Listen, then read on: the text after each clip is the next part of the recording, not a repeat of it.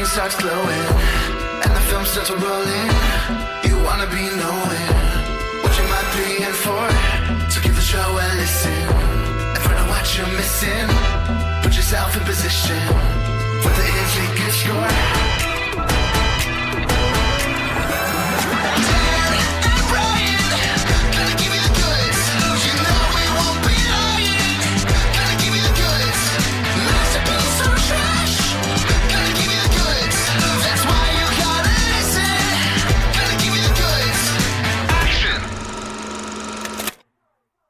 Hey, listeners.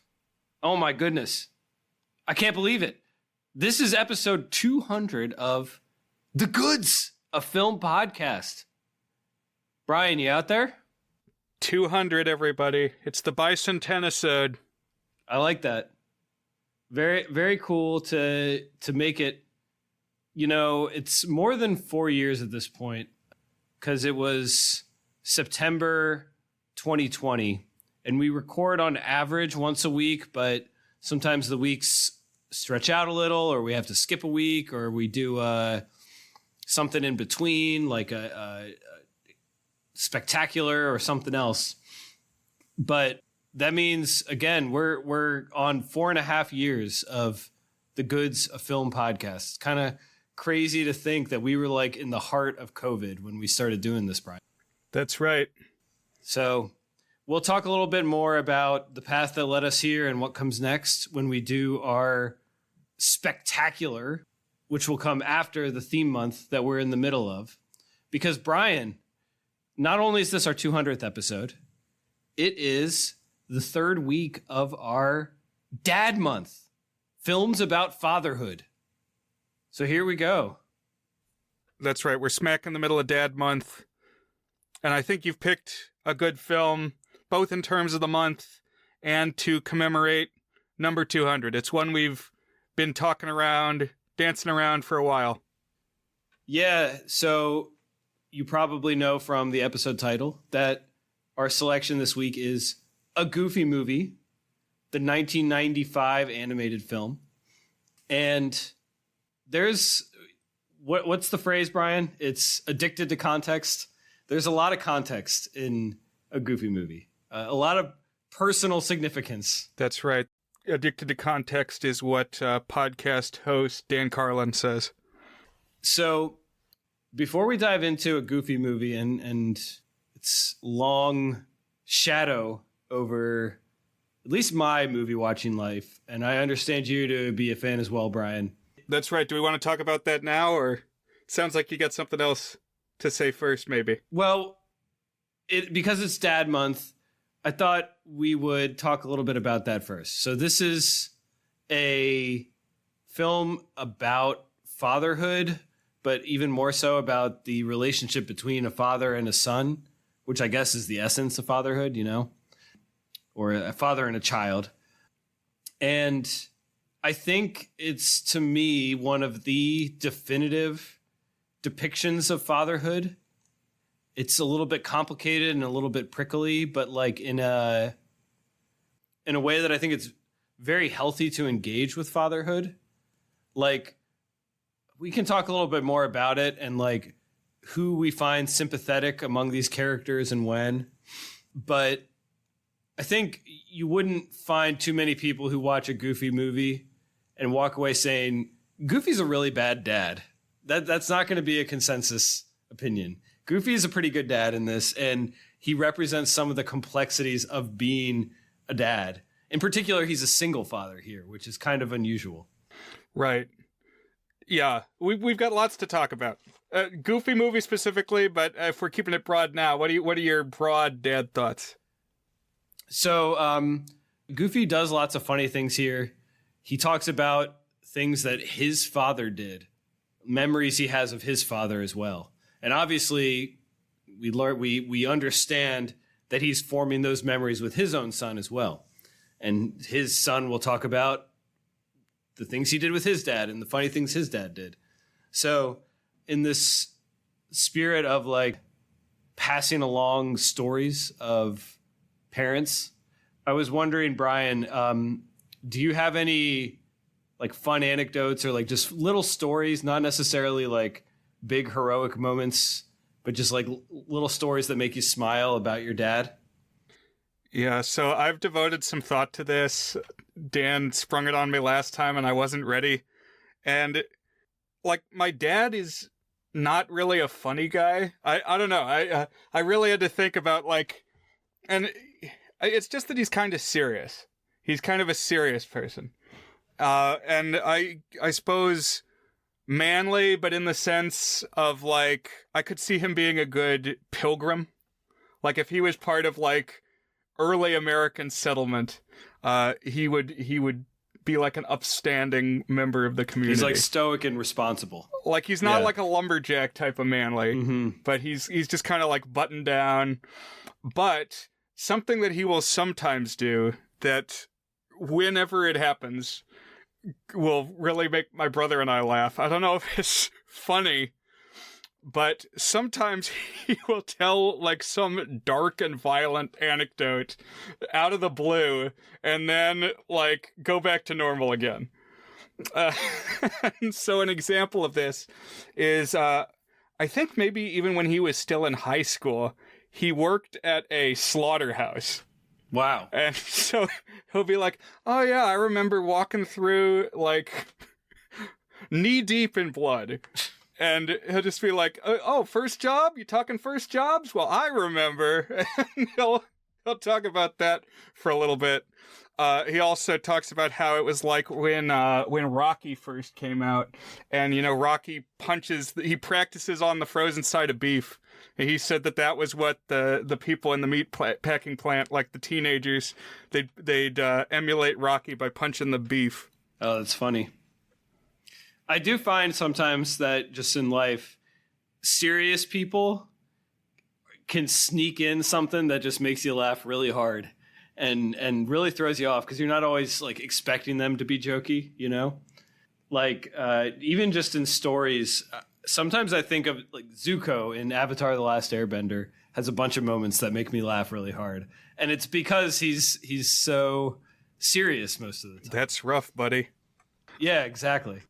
He's like the dramatic heart of the series. And so when he gets to do funny things, it has that extra punch to it. My dad anecdote. So I have obviously a ton of them. My dad he's a lighthearted guy. I don't think of him as like jokestery funny, but definitely could make you laugh. But he was also just very easy to talk with, and he loved to tell stories and be involved in stuff. So there was always something going on. So I don't think I've told this on the pod before. It's possible I have, so apologies if this is a repeat. So in September 2005, Brian, you might recall, is like one of the important months when we talked about months back in month. So it's like, 6 months ago at this point. September 2005, I was a senior in high school. I had just started my senior year. And that was the time of my life when I was probably the most into sports, at least from like a emotional attachment perspective. I did end up being a sports writer in college. I was probably spending more time on sports then. But just in terms of like how personally invested I felt, the start of my senior year of high school would probably be it. In particular, the Washington Redskins, the Washington football team, was like my obsession. I was the vice president of the Redskins club at our high school, Brian. I got offered the presidency, but I felt I had to turn it down because there was someone who was even bigger Redskins fan than me, is this guy named Ranjit. And I was like, it's got to be Ranjit if he wants to be president. And great dude. I have no idea what he's up to. I haven't interacted with him since we graduated high school. He at least was a great dude when we were in high school. I find that really funny, just the self-effacing humility of that. Offered the presidency, but had the humility to turn it down. You're a regular Cincinnatus. So this was like a really... I was doing stuff like for Redskins Club, I would like print out box scores and bring them in, and we would look at them and talk about them. And then I would make prediction sheets And then whoever did the best each week, I would bring it and they would get some candy and stuff. So like we tried to raise it a level. It was just like a place to hang out before our senior year. And then when me and Ranjit took over, we tried to elevate it. And that happened to be a year they went to the playoffs, one of the only times in my adulthood, or I don't even know if you call it adulthood at that point, from like basically when I was a teenager on, that they went to the playoffs. And there was a lot of exciting stuff about that time. Joe Gibbs was the head coach again. That was very exciting. But the game that always stuck out for me is this game against the Dallas Cowboys, who are their biggest rival. So that adds like an emotional intensity to it. And the Cowboys went up, and I think it was like score was like 13-0 or something like that. And it was like the Redskins just couldn't do anything on offense. It was very dispiriting. I had been hyped for this game, and I was like downbeat about it. I was watching it with my dad. My dad was like, you know what? I'm just going to go get ready for bed. And I was like, yeah, that's fine. I'll watch the end of it here. Because like we had basically phoned in the game. And so he went upstairs. Now, my dad had a TV in his room. So I figured that he would have the game on, just watch the last few minutes, like as he was getting ready for bed. And so I kept it on. And so in the last, like, I'm going to get the facts wrong, but something like 5 minutes. In the last 5 minutes, the quarterback, who was Mark Brunell, threw 2 really long touchdown passes. And then they made these incredible defensive stops, like this huge linebacker, Sean Taylor, made this ridiculous tackle. It was like up there with the basketball game that we talked about, Brian, the Barton Winona State, in terms of like most memorable and exciting games for me. And this one was special because I was like so invested in it. And they ended up winning by, I think it was by 1 point. And Joe Gibbs went on to say, this was the most exciting win of my career. This is the one that meant the most. And I could feel that. There was like an energy to it. Like this was a special game. Okay, so I was watching it by myself at the end of the game, and I like was jumping up and down. And then I just hear this noise. And I was like, what's going on? And it was my dad. After they scored the second touchdown to go ahead and presumably win the game, my dad ran out of his bedroom, came running out of it. And my dad was not a small fella. So like him running is like shaking the foundation of the house, running down the stairs and cheering with me. Keep in mind, like I'm the oldest of 6. Everybody else is in bed. My mom's asleep. My brothers are asleep. It's probably like 11 p.m. at this point. And we're cheering. And the funniest thing is he had been getting ready for bed. What does he wear to bed? He just wears his briefs. So he comes running downstairs like a boulder, like in The Simpsons when Homer's chasing after Bart in just his white briefs. And just a bizarre image and a bizarre moment that always makes me smile and laugh when I think about it. So that's my anecdote of my dad. May he rest in peace. That's great. So that was September 2005. Notable is within a week, it might have even been the next day, I asked on a date the girl that I'm now married to. So it was like an exciting few days for me. A crowded hour. Yes. Actually, I think 2005 is probably the year I first saw a Goofy movie. I did not see it when it first came out, but I think you did. Is that correct? Yeah, so let's pivot to talking about a Goofy movie now and many of the ways that it's important to me. So another like nested layer of fatherhood meaning for me on this is I did see it in theaters.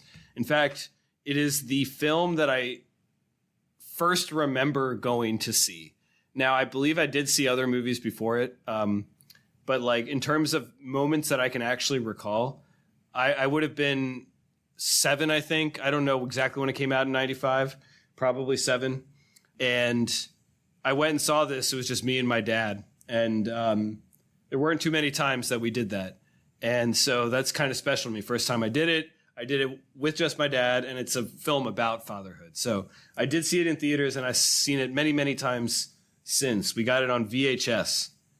So let's see, if you saw it in 2005, did you see it on DVD or VHS? Probably DVD. We rented it from Blockbuster. It may not have been exactly 2005, could have been 2006, but we rented it, and I was in high school. That's what I remember. Gotcha. I do remember that I watched DuckTales the movie, The Legend of the Lost Lamp. Have you seen DuckTales the movie, Dan? I might have seen it once. Yeah, so I think that was 1994. There's this, like, sibling, cheaper studio that branched off of Disney called Disney Toon Studios that was going to make movies based on their Disney afternoon cartoon shows. So the first one out the gate was DuckTales the movie, and it had kind of middling success. So then when the time came for this one, I think they wanted to kind of downplay the idea that this was Goof Troop the movie. So it's not called Goof Troop the movie. Right. So yes, that all makes sense to me. Disney Toon Studios now closed. I think it had like different names through the years. Disney Movie Tunes. They were definitely known as like the B tier, and notably the films that they made, even though they were animated and released by Walt Disney Pictures, were not considered in the canon, like the WDAS, Walt Disney Animation Studios canon. And I know there's like a couple features where they fudged including it in the canon. Like I think Dinosaur, isn't that a controversial one? But I don't think any of the Disney Toon ones are considered in the canon.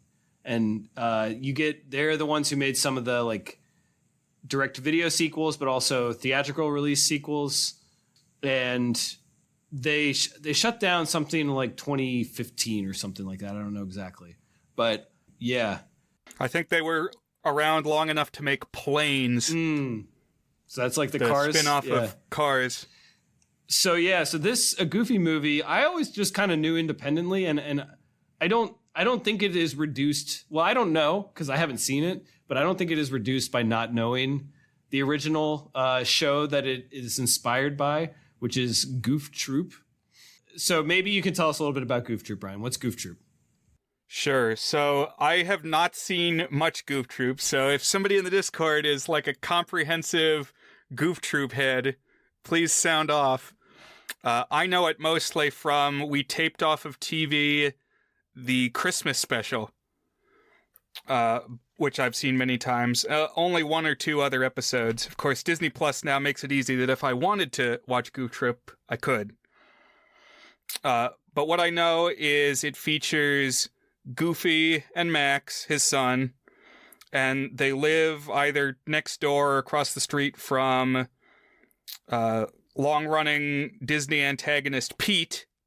And Pete also has a son Max's age named PJ, Pete Jr.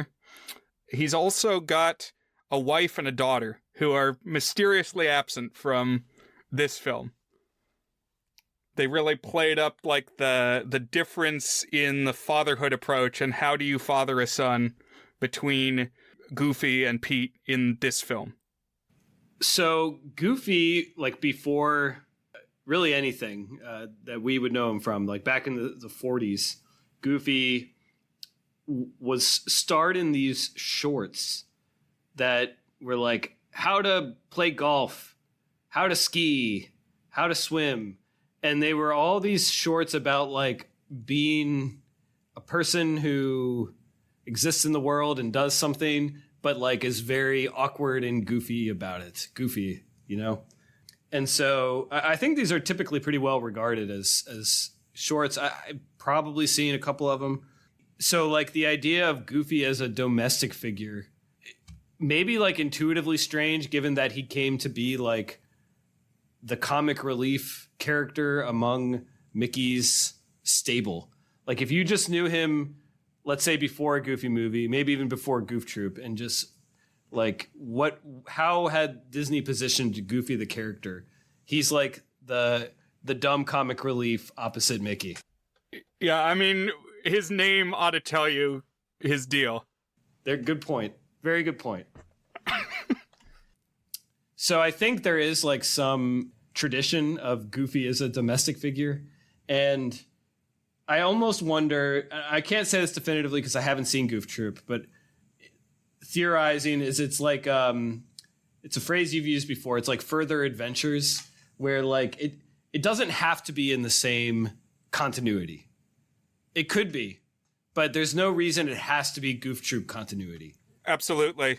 Like the only things that I guess like were new to Goof Troop that recur, if I'm correct, are the two sons, Max and PJ. Right. So those characters specifically. And there is a tradition in the older Goofy cartoons. There was a string where he was raising a son. Okay. I remember I had like a compilation on a tape, and one of them, he goes camping. They like run into a mountain lion.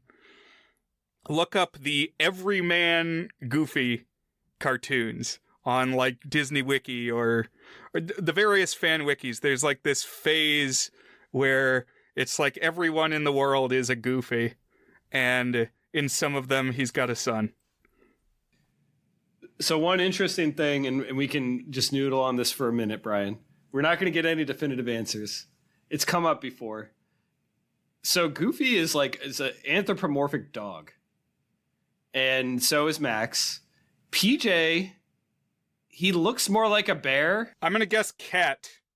I think Pete is supposed to be a cat because we've seen him oppose Mickey Mouse in such films as Steamboat Willie. And then he's also kind of got an antagonist relationship with the Goofies. And so Goofy is a dog. I would pin Pete as a cat. Okay. But it's very abstract. And most of the characters, the people's not the right word, but the characters are dogs, dog adjacent in this film. They have the snout and the nose. The hardest that Dan has made me laugh on this show, I think, was at one point I asked him, what monster from a movie would you be most terrified to encounter? Like if you turn a corner into an alley and the monster is there, what would you least want to run into? And without missing a beat, he said, a Goofy. It would just turn upside down everything I knew to be true about humanity.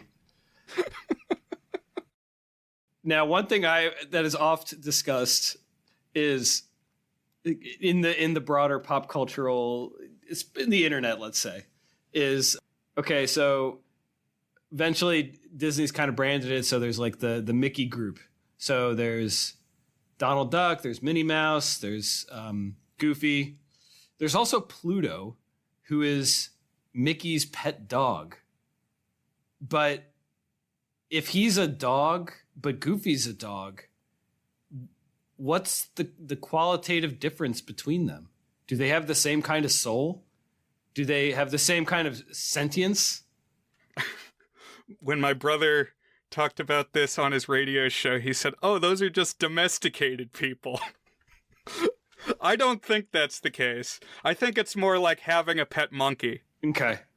Like, if you gave it 10 million years, some of the Pluto dogs might evolve into Goofy dogs, but it's like, they share a common ancestor somewhere down the phylogenetic tree of life. Okay, so they're both in the broader canine universe, but like one of them is the canine sapiens, and one of them is like the pet monkey, as you said, the one that maybe it's smarter than your average animal, but it's not.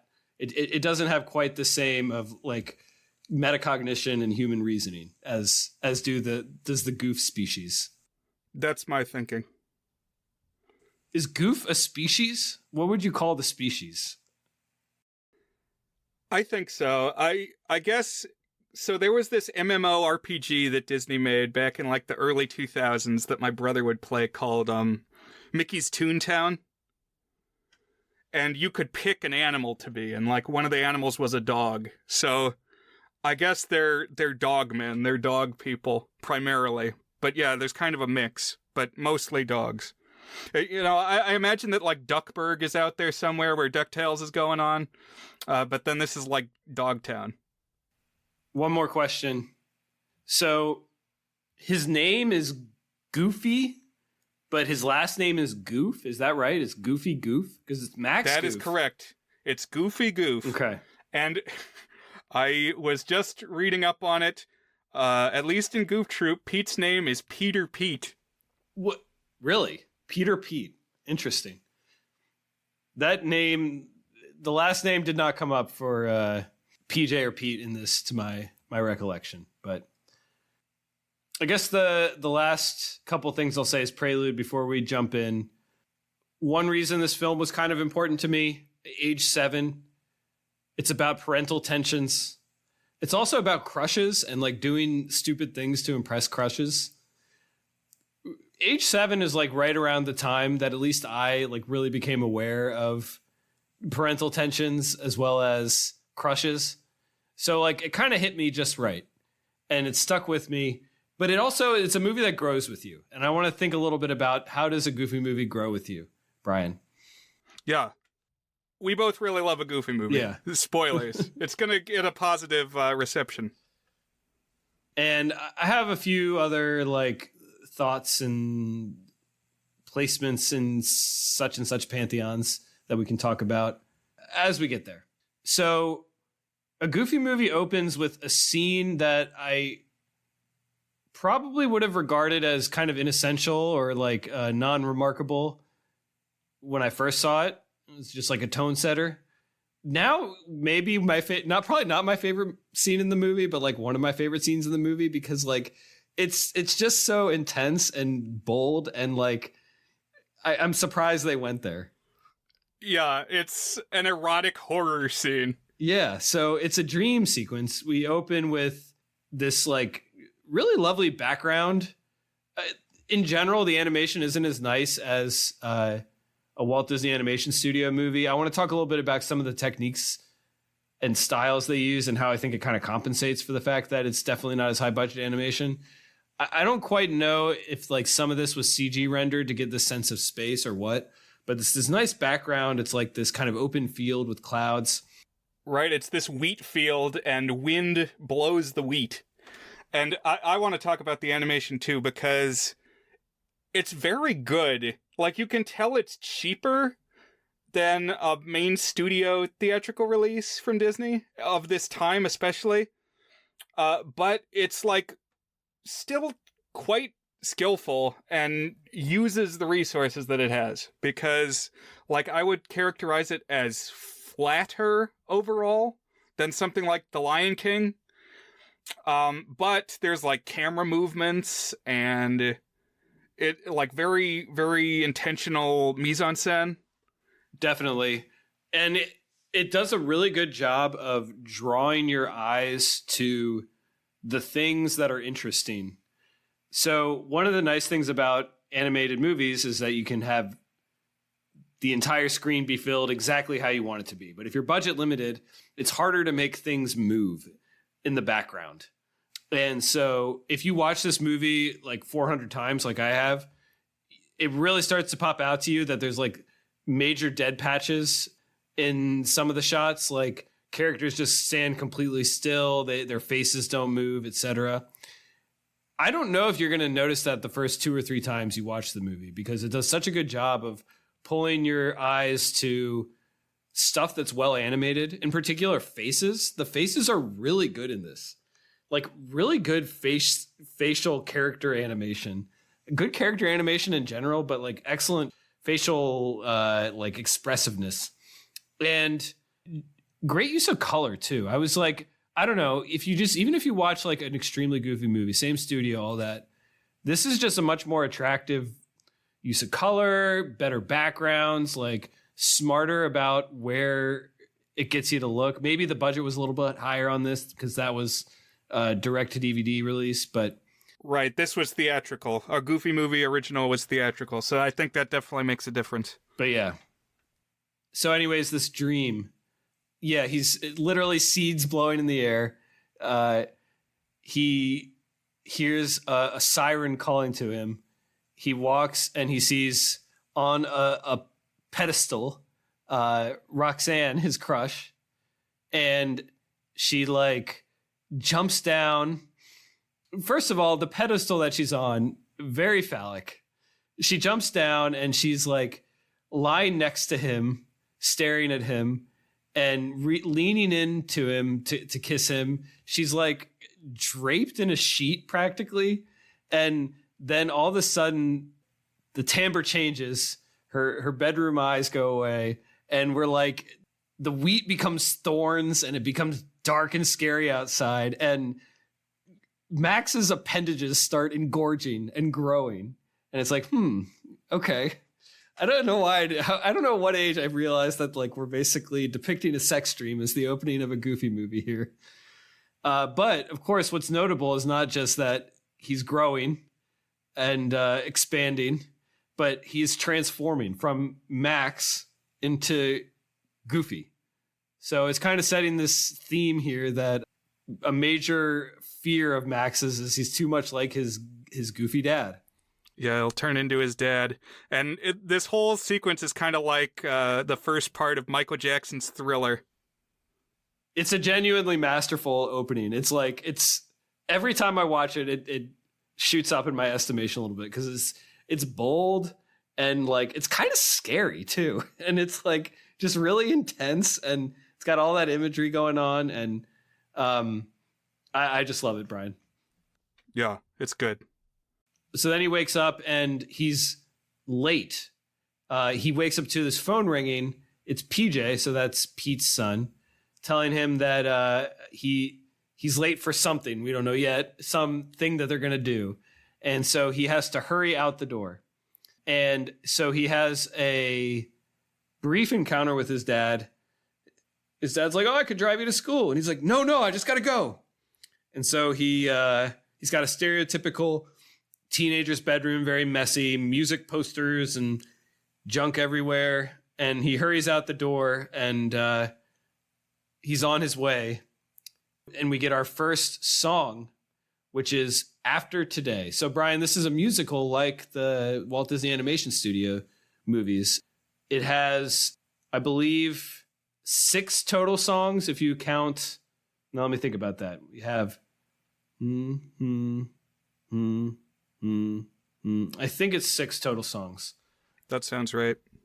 So it's slightly less than like a Lion King or a Little Mermaid, but it's still a pretty full soundtrack. And we'll definitely talk about some of the ways that these are kind of interesting. Yeah, I like the soundtrack. I think it's very, very good. So the song After Today, excellent opening number. We basically learn that it's the last day of school. So most of the kids are talking about after today, they're going to be, all these things they're going to be doing to not have to worry about school anymore, all the fun stuff they're going to do this summer. And Max is planning this kind of big gesture to win the heart of Roxanne. And so that, for him, the after today is like, after today, I'll have Roxanne. Or she'll at least see me as a real person, you know? Right. And I guess if that doesn't work out, then you got a whole summer to lie low. But in this sequence, we see like all the different high school cliques, all the subcultures, like the nerds and the goths and the cheerleaders. And it's this whole goof world where it's all these dog people. And Dan, this watch through, I'm sure I haven't seen this movie as much as you have. I'd probably seen it maybe, this might have been the 5th time. But I was really paying attention to the crowd shots. And I was actually like messaging Dan about what I was observing about the crowd shots. Specifically what I was paying attention to this watch through was who wears gloves? Who wears Mickey Mouse cartoon character gloves? And what I discovered, dear listeners, is that gloves in the Goofy universe are sexually dimorphic. Only the goof men wear gloves. No females don the gloves. It's not universal that men wear gloves. For instance, Principal Mazer does not wear gloves. But only male characters wear them. So if you wear gloves, you are male. But if you are male, it doesn't mean you necessarily wear gloves. Correct. Okay. I think not the gender dimorphic aspect, but the wearing of gloves for no obvious reason. Like it's just part of their skin almost, you know? It's like you put on a t-shirt and you already have your gloves on. It's like, I don't know. I'd be interested to see. I assume like when Goofy gets in the hot tub with Pete, he's wearing his gloves, right? Because it's not like he's going to take them off. Yeah. Yeah, I believe so. And my brother, when I talked about this with him, he said, does the fetus form gloves? Like, does it come out when the baby is born wearing cartoon gloves? Oh, interesting. Or is it like something you're given? It's almost like a baptism, like a goofy baptism. You get your sacred glove. Or it's like a puberty trait. Oh, interesting. Could be. It's like that's how you know that your son's starting to grow up. He starts putting on the gloves. And it gets lampshaded in an extremely goofy movie that Bobby, who we'll get to in a second, says, have you ever thought about the fact that we all wear gloves? Or that we wear gloves all the time? Or something like that. Right. I laughed out loud at that because I had been, again, texting Dan about it. Yeah. So one last thing on After Today and this kind of setup. Every time I watch it, I really admire how colorful the cast is that they set up.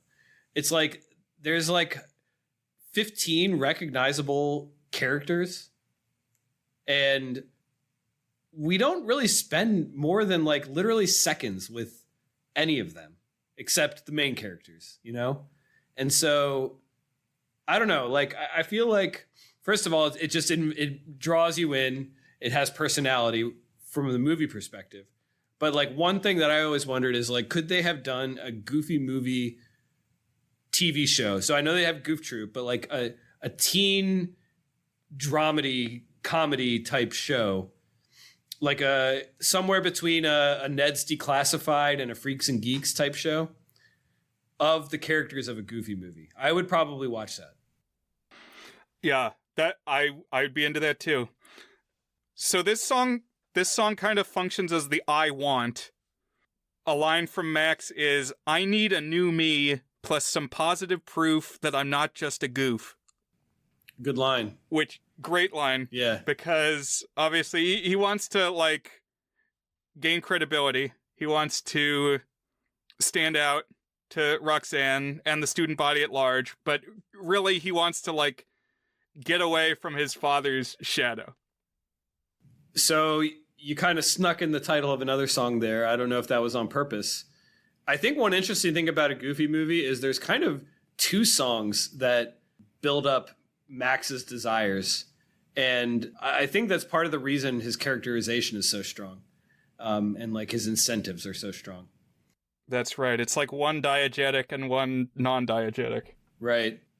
So we get to school and we realize that he and his two buddies, his two best friends, one of whom is PJ, who is Pete's son, and one of whom is Bobby.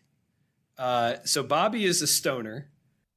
And he works in the AV department. He has access to the video gear. Yeah.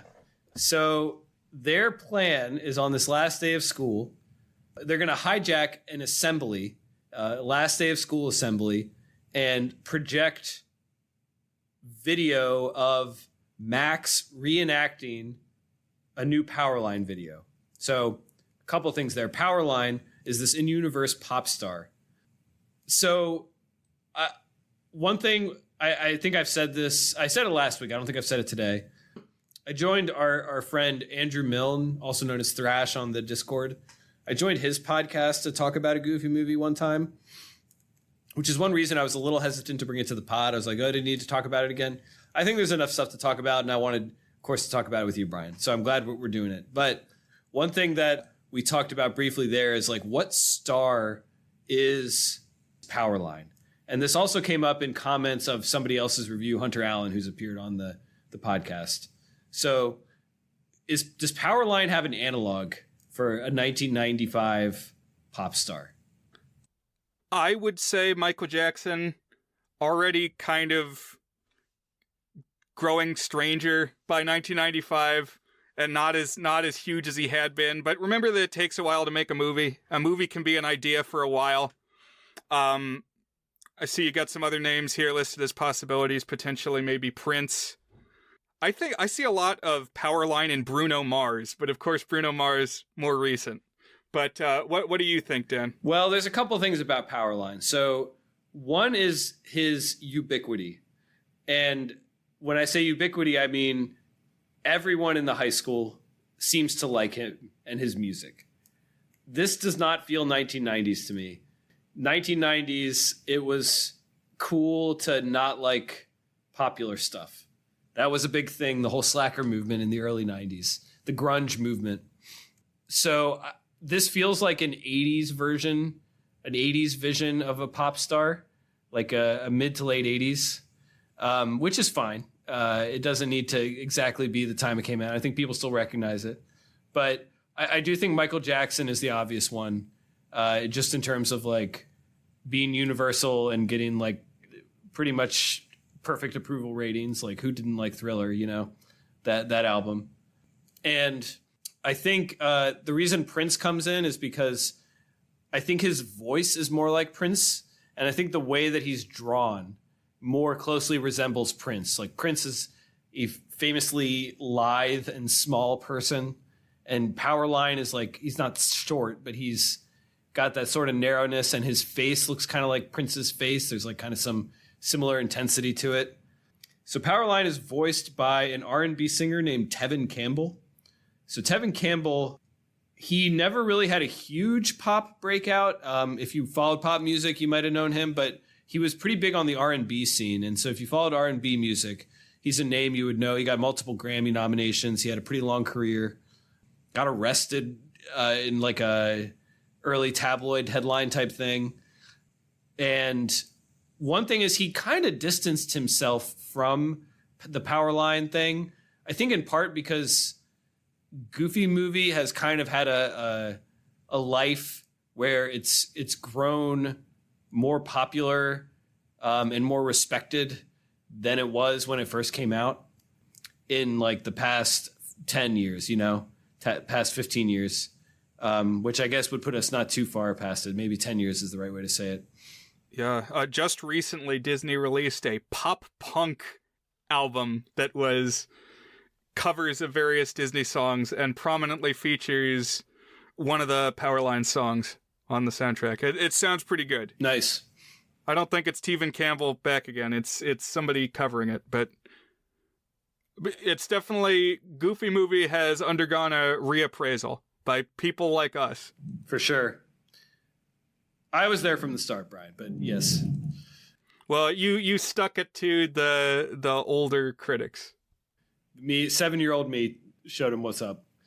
Makes me think of Newsies a little bit, which was like a little bit of it wasn't a sensation when it came out, but has kind of had this life. I think Goofy Movie is even more popular than Newsies.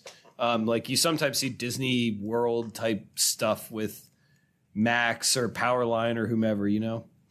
Yeah. Man, that makes me think they should do a Goofy Movie stage show. Oh, man. That would be pretty exciting. I think people would be into that. Yeah, I think that's got promise. Might need to add a few more numbers, but yeah. So then we actually have the crux of this rebellious act. And Brian, one thing I'll say here is I've watched this so many times, this movie, that I have questions that can't be answered. I'll call them picking nits, I guess. Like, things that just don't make sense to me when you really think them through. I think because this is a cartoon, it's interesting. It's like a sitcom-y movie. Like, a lot of what you do in here, you don't need to be a cartoon to do.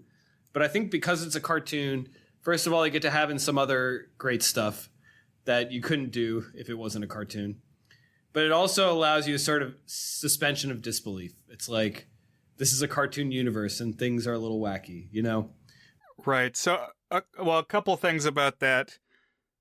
I think you're right. It's interesting that the thing based on Goofy, ostensibly one of the more outlandish characters, is like very down to earth, is very human focused and close to reality in many ways. But also, I just love that you've got the nitpicky things to say. I think that's really the sign that you've connected with the movie and made it part of your life. It's the kinds of discussions that you get into about Toy Story, for instance, or for me, Back to the Future is one. I could talk about Back to the Future for a really long time. Maybe we'll have to do that one sometime. So I'll just toss one out here. And that is this plan that he has doesn't make any sense. I don't know what Max was trying to achieve.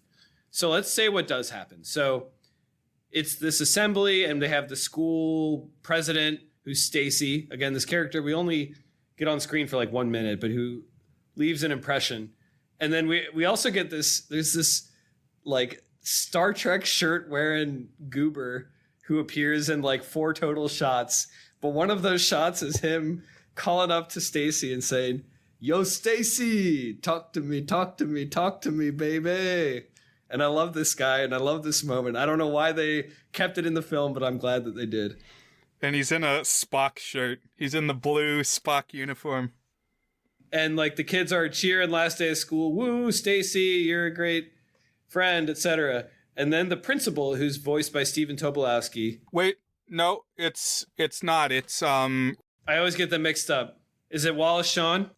Wallace Shawn, that's it. Rex from Toy Story, the little goober guy from Princess Bride. You're right. I get those two mixed up all the time. It's Wallace Shawn. It's not Stephen Tobolowsky. But he comes out, and then like the instant he comes out, it's crickets. And I don't know, it's just like every 15 seconds, there's a good gag in this movie. It's like, not everyone is laugh out loud, but like, it really is. The movie is something like 78 minutes long. It's not that long. Like many of these Disney movies from this era, it was shorter than an hour and a half. And it's packed with ideas and jokes and stuff and little bits of character development. So I'm always grateful for that. And so, yeah, so they come out, and Principal Mazer is talking about he wants to encourage kids to keep their academic vigor during the summer. So he's like brainstorming what you can do during your summer vacation to keep your brain active. You could have science slumber party. And we don't hear his whole monologue. I wish we could, because I want to hear all his ideas about like the things you could do to stay interested in school during the summer. That's right. You want to avoid brain drain. You don't want to backslide. But what Max and PJ and Bobby do, I'll talk more about Bobby at some point, but is they like hijack it. And so they turn the lights off, and then they have like this lowering platform. So they like drop the principal like into the orchestra pit with this lever, this platform thing. And then they have this big screen, like huge screen, like IMAX size screen that they raise, like a TV screen. And on the screen, they're showing Max dancing as Powerline in a music video for this song called Stand Out. So that's one of the 2 Powerline songs we hear is Stand Out. And as he's doing this, so it seems like the vision is they're going to show this video. So my question is, if they're showing this on screen, why didn't they film it and edit it in advance? Why are they doing it in real time? It seems like the plan is showed on the screen, but like just behind the screen, we have like a camera trained on Max, who's doing the dance moves. And then he stumbles and falls through the screen, which of course sets up like a more dramatic moment. But if that was their plan, I don't think they did a good job preparing for this, Brian. Yeah, that is a good point, that he starts out behind the curtain like it's only supposed to be on the screen. I just assumed it was supposed to be like a multi-screen experience, like a Jumbotron type thing, and he was always intended to come out onto the stage. But yeah, he does act like it's a mistake when he like falls through the curtain. Right. It's like he didn't expect to be there, and everybody's cheering for him. Yeah, it was almost like it was supposed to be like a signal intrusion, like the Max Headroom incident or something. Right. Like they were supposed to break into the broadcast. But it gives him the excuse to fly around on the like Peter Pan harness. They hook him to the cable, and then he's flying around. Yeah, luckily they were ready with that. Bobby knows the ins and outs of the AV department. But this is like the stage. That's like a theater crew stuff. That's not a AV. I guess that's true. He probably does that type of stuff too, though. Probably. Stage management. Yeah, he seems like the kind of guy who would be in, what do they call the people who work in the props and stuff and production? Yeah, like the stage crew. Yeah. And this moment, this little act that he does, it's terrifically filmed, and it's because you really get the sensation of, oh my gosh, like it's finally happening. Like I'm doing this crazy thing and it's actually coming true. And like the magic of the music, it's got this soaring chorus that just kind of takes you on it. But then it's also got kind of like this sly, almost slinky R&B element to it that like he does some nice dancing, and then he like Roxanne is sitting in front center stage and he kind of flirts with her and stuff. And I just like always kind of fantasized about something like this, like a big grand gesture. And it's just very stirring. But of course it does get interrupted. The principal, he walked out from where he got dropped to and he turned on the lights and shut down the stereo. Boy, who could have foreseen that? Yeah, what was the deal with that trap door? I mean, maybe they have that for theatrical productions, but it's like a good thing they didn't kill the principal, drop him through the stage like that. How far down did he fall? Yeah. And like when they first set it up, it's kind of got this rhythmic element to it. So like when he falls down in the trap door, it's kind of like part of the rhythm. It's kind of cool. But okay, so now he gets caught and he gets outed as it's Goof who did this thing. And so now he did the cool thing. He's riding high socially because he did this rebellious act. Very cool. He can dance. He likes good music. He's got confidence. It does make me wonder, what was his objective? If this had gone to textbook, what would have happened? I don't think he planned to get caught. It seems like a defeat, but then the people cheer him on later. What would have been the victory condition for this act that he's like so desperate to do? He's like, it's my only chance, Peach. It's your only chance to do what? I don't know. Yeah, I mean, I think it worked. I think he basically achieved what he was trying to achieve. Oh, I think so too. I just don't know what his initial vision of it was. Right. Yeah. How was it supposed to go? I agree that it's like an absurd thing, but weirdly, I feel like this is something that could happen at our high school. Just I think if it happened, it would be a lot lamer. Oh, absolutely. It would never be this cool. This is so cool. Yeah. But I could see somebody conceiving of, I'm going to hijack the broadcast and dance. Right. Brian, when we picked our 5 favorite music moments or songs, I forget exactly how we phrased it, in all of movies, we did a top 5 one time. I put this as my number 2 favorite movie song, stand out from a Goofy movie. In all of movies, my second favorite song. Of course, the cinematic presentation of it is a big piece of that.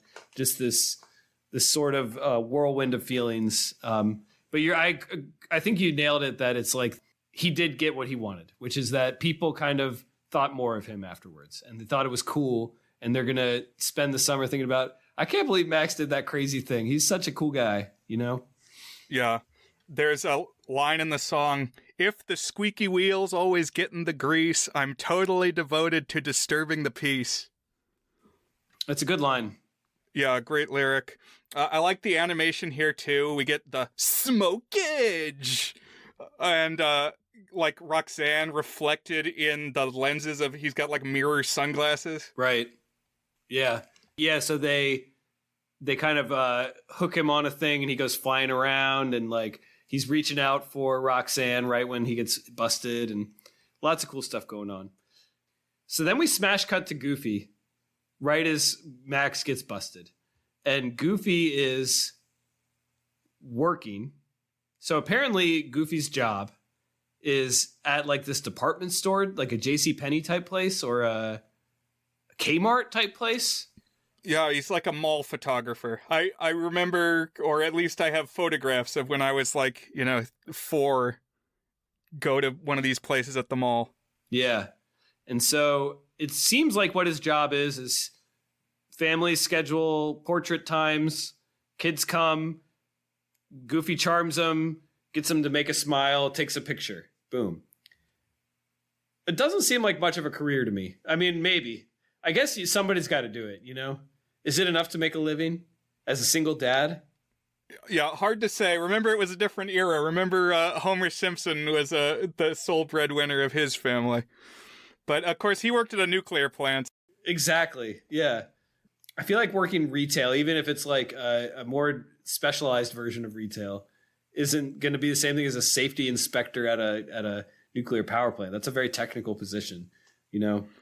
That's true. I was wondering about that watching it now too, is like, well, because when you watch Extremely Goofy Movie, he has a different job. Right. Yeah. He's not at the mall. So I wonder, I have not seen very much of the show. It's kind of the same situation. Like, this is a stupid tangent to make, but we talked recently about Star Trek and how when I went to see the J.J. Abrams Star Trek movie, I knew a little bit about Star Trek, and I was in a place where I knew more about it than the people I went to see the movie with.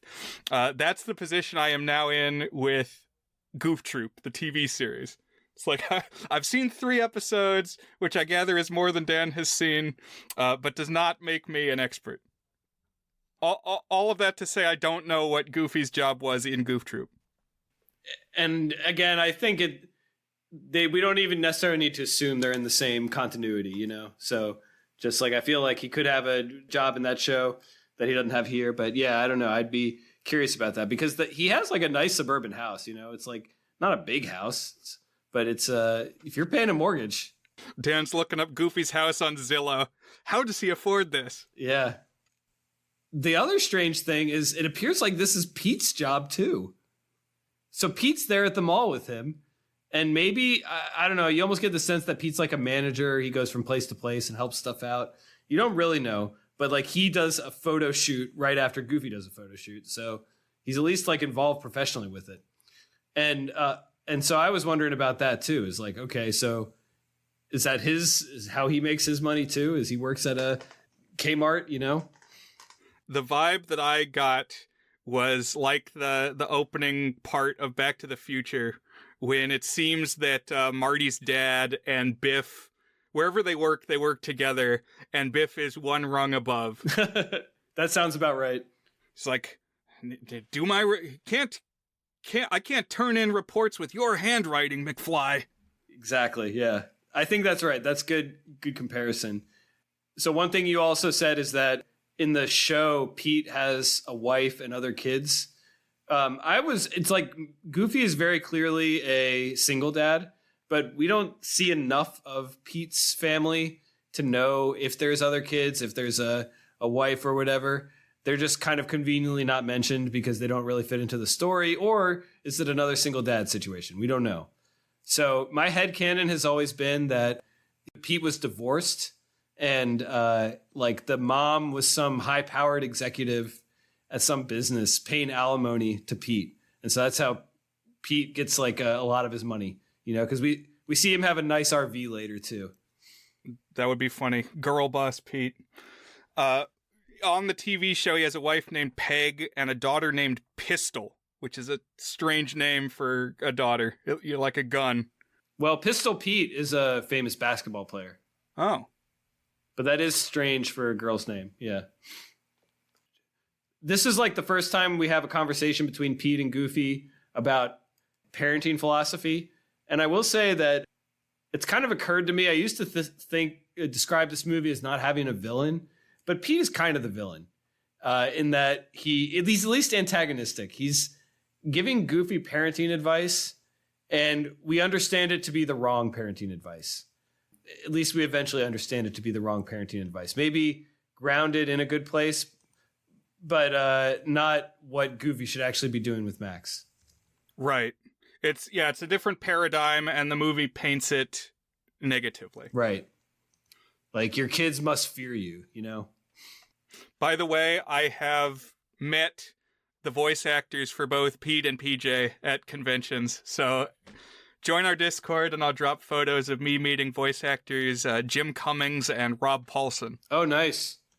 And speaking of the voice actors, Bill Farmer is Goofy. He's, I think, voiced Goofy for decades. He might even still do it. And then Jason Marsden plays Max. Jason Marsden appeared in that comedy Trojan War. Do you remember that, Brian? I don't remember that he was in it. By the way, not to derail, we talked recently Enchanted, also directed by the same director of a Goofy movie, Kevin Lima, but it's not the same Marsden. Correct. Yeah, different Marsden. I don't know if they're related. It's Jason Marsden. Did I say James Marsden? It's Jason Marsden. Is Max? Jason Marsden is Max, yes. Is that correct? Mm-hmm. Okay. And the other one is James Marsden. That's the guy in Enchanted. It's possible I said it wrong before, but... And Max has a different singing voice, but that's the voice actor. Now, they appeared in a YouTube fan video that recreated the Lester's Possum Park scene.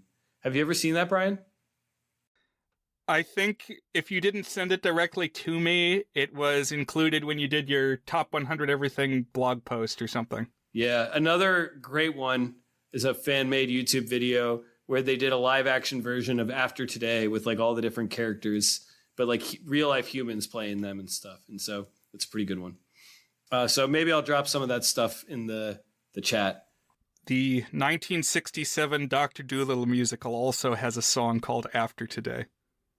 That's not really here nor there. By the way, listeners, if you have not, you can join us on the Discord, where we'll be linking to some of these things at thegoodsfilmpodcast.com. That's thegoodsfilmpodcast.com.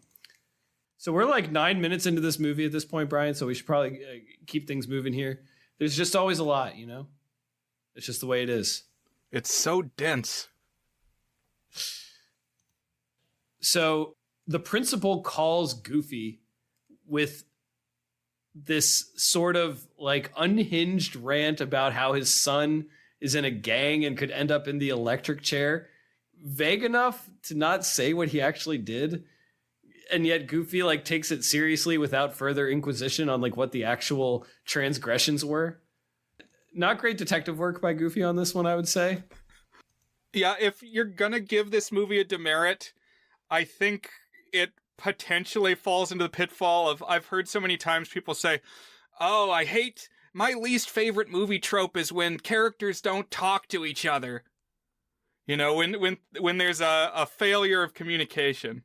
And that kind of happens here. It's kind of the jumping off point of the story. Yeah, and I think that's not just a contrivance. I think that's a theme. I think that's very important. But I do think you're right. Yeah, it doesn't actually bother me here, but I think it is kind of an example of that. Yes. And I think this is okay. Like, I think it doesn't have to be like entirely realistic. You know, it's like the purpose is to set up the thematic conflict, which it does very, very well, you know? So Goofy has this insight with this blue light special. I love the animation of the blue light, that he's going to go take Max on a camping and fishing trip. So that's kind of it's going to set the story off into motion here. Meanwhile, at school, while Max is waiting for his talking with Principal Mazer, Roxanne approaches him and was like, cool dance. And Max asks her to go to this party that's the following Friday at Stacy's to watch the upcoming Powerline concert in Hollywood on pay-per-view. So he's got a date. He's going to this party. It's the most important social moment of his life. He's riding high. And by the way, when he walks out of the school, people are like cheering him on, and like the sea is parting for him as he walks through. And he's like the coolest anyone's ever been, like skateboarding through, vibing at the end of this last day of school. Nobody's ever been feeling their groove as much as Max was right then. You're the coolest kid in the world, so you better get used to it. And one thing that always makes me laugh, I do want to shout out, which is right after Roxanne asks him out, and he's celebrating, he says, yes, everybody mambo. And he starts dancing with the school secretary in like a mambo dance. And she says, I'm not on my break yet, or something like that. And he's dancing with her, which is a callback to near the beginning of the movie when they were talking about Powerline, and Goofy posited that, oh, he can't be a bigger rock star than Xavier Cugat, the Mambo King. Everybody Mambo. And I learned at some point, and I had forgotten until today, that Xavier Cugat is real, Brian. It sounds like someone who would be made up. He's an actual Latin music singer. This blew my mind when I read it just now in your notes, and I had time in the sidebar to look him up. He was this mambo Latin band leader like Ricky Ricardo on I Love Lucy, and he was married 5 times. His 5th wife was Charo from the Pee-wee Christmas special. No, that's crazy. She was 20, he was 60. Oh my gosh. It's kind of messed up, but wow. So I love that. And by the way, you go listen to his music. It's good stuff, man. I was vibing with it when I was listening to it today. And one of my disappointments in the movie, revisiting it so many times, that's the only Everybody Mambo callback we get. I feel like the movie needed one more Everybody Mambo later in the film. Because we're only at like the 20-minute mark when we get our Everybody Mambo callback. I love how Goofy sells everything that he says. Like, I like hearing Bill Farmer deliver his lines, but that Xavier Cugat, it's, yeah, good moment. So another thing I like is, so when Max gets home, he sees Goofy getting ready to go on a trip, and he says, "Oh, have fun. If you're gone more than a month, drop me a line." Which to me is just funny. Like, Max had this vision of him being home by himself for a month, but also like gives you a sense of the extent to which Max sees himself as completely independent from his dad. But the casual delivery of that always makes me laugh. But yes, of course, it's with Max, and they clash about going on this trip. Lots of good stuff about how me and my dad did it. Oh, you look just like me when I was a kid. I'm doing it for your own good. That sort of stuff. Goofy is very determined that it is going to happen. And so they set off on this trip. Now, one thing is, it's the start of summer, but I don't really think of this as a summer movie, Brian. I guess it should be. I think we talked about this before. But, like, it's last day of school, but, like, the stuff that they do doesn't feel really summery to me in general. But I don't know. It's like they're not going to pools. I guess they talk about that in After Today, but like afterwards, it's almost like you see spring blossoms and stuff out there. Gonna move to the mall, gonna live in the pool, gonna talk to Roxanne and not feel like a fool. My brother Jeremy is becoming a bus driver for, I think it's Loudoun County Public Schools. And we've been searching for the GIF of the bus driver who says, "I'm going to sit on my butt." You could probably just make it. I haven't done that, but whenever he talks about going on the bus, we reference that in our family Discord. But this is a road trip movie. Yes, it's very much a road trip movie. Yeah, we've talked, especially recently, about Dan Core and Brian Core movies and where do they overlap. So there's a lot in this movie that appeals to me specifically. So yeah, it's this road trip movie where the whole movie they're stopping at like roadside attractions. Yeah, kitschy stuff. It's also very Dan Core with like the teen and the angst and the crushes and all that stuff. Yeah. But they make a stop at Roxanne's, and Roxanne is kind of harsh. She's like, "Oh, I guess I'll find someone else to go with." I always felt like she's kind of flighty in this movie. It's like she doesn't get much characterization other than being like the platonic ideal of the kind of girl that you had a crush in when you were in 8th grade or whatever. But like, she doesn't get too much specific development. And so I always find that moment to be a kind of like a dark moment for her. But her refusal to, I get that she's sad because like he had this date planned and now he's blowing her off. I mean, he at least came and told her that he was going to. And I don't know. I feel like she should have been a little more understanding. Yeah, well, it's another case where it's like these 3, Goofy and Max and Roxanne, all need to talk to each other for like 5 to 10 minutes. Yeah, because Max is like to try and get to keep her happy and have her not go to the party with another guy. Is like, "Oh, actually, I'm going to wave to you from on stage at the Powerline concert. That's where we're headed." which is obviously not true. They're going to like Lake Destiny, Idaho.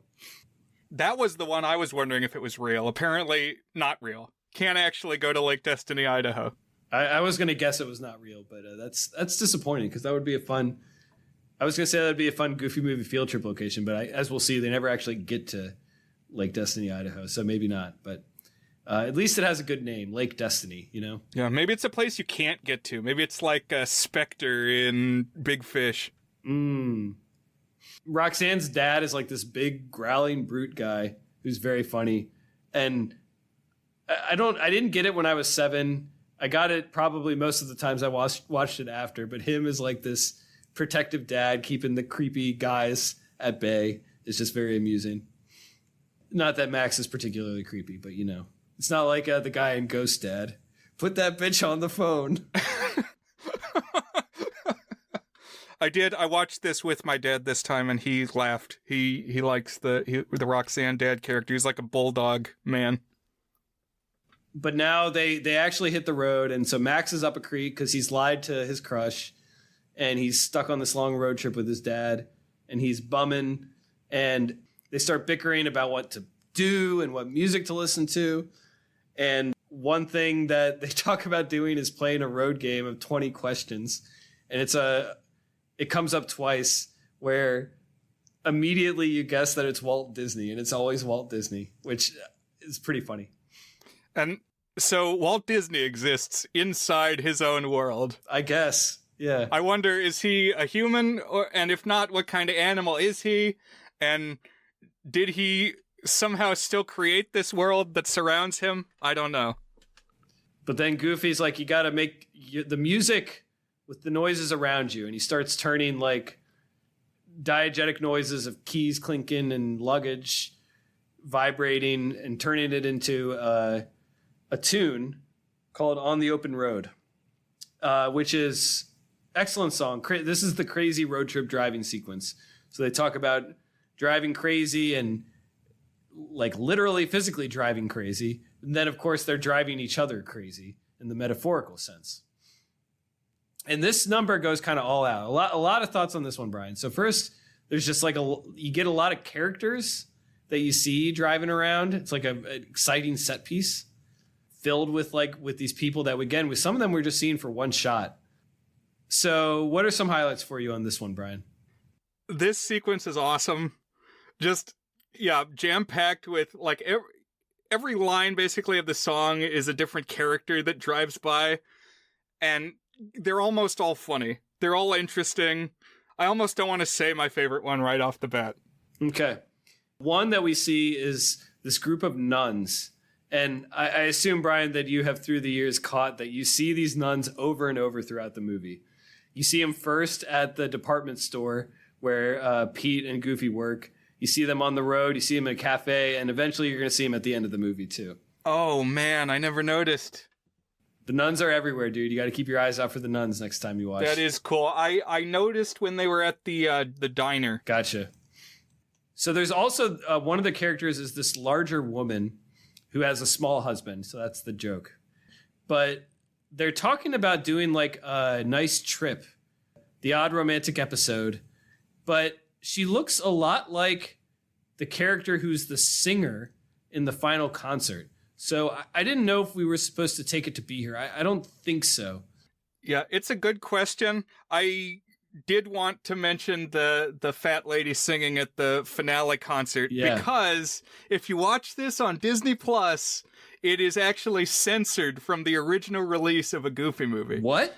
And yes, if you look at, you can go to the forums, watch the frame by frame comparisons, but like Goofy barges into the fat lady's dressing room, and as it now stands, they've put her in this, like, I don't know if it's a corset. It's like a frilly bodice that covers almost all of her.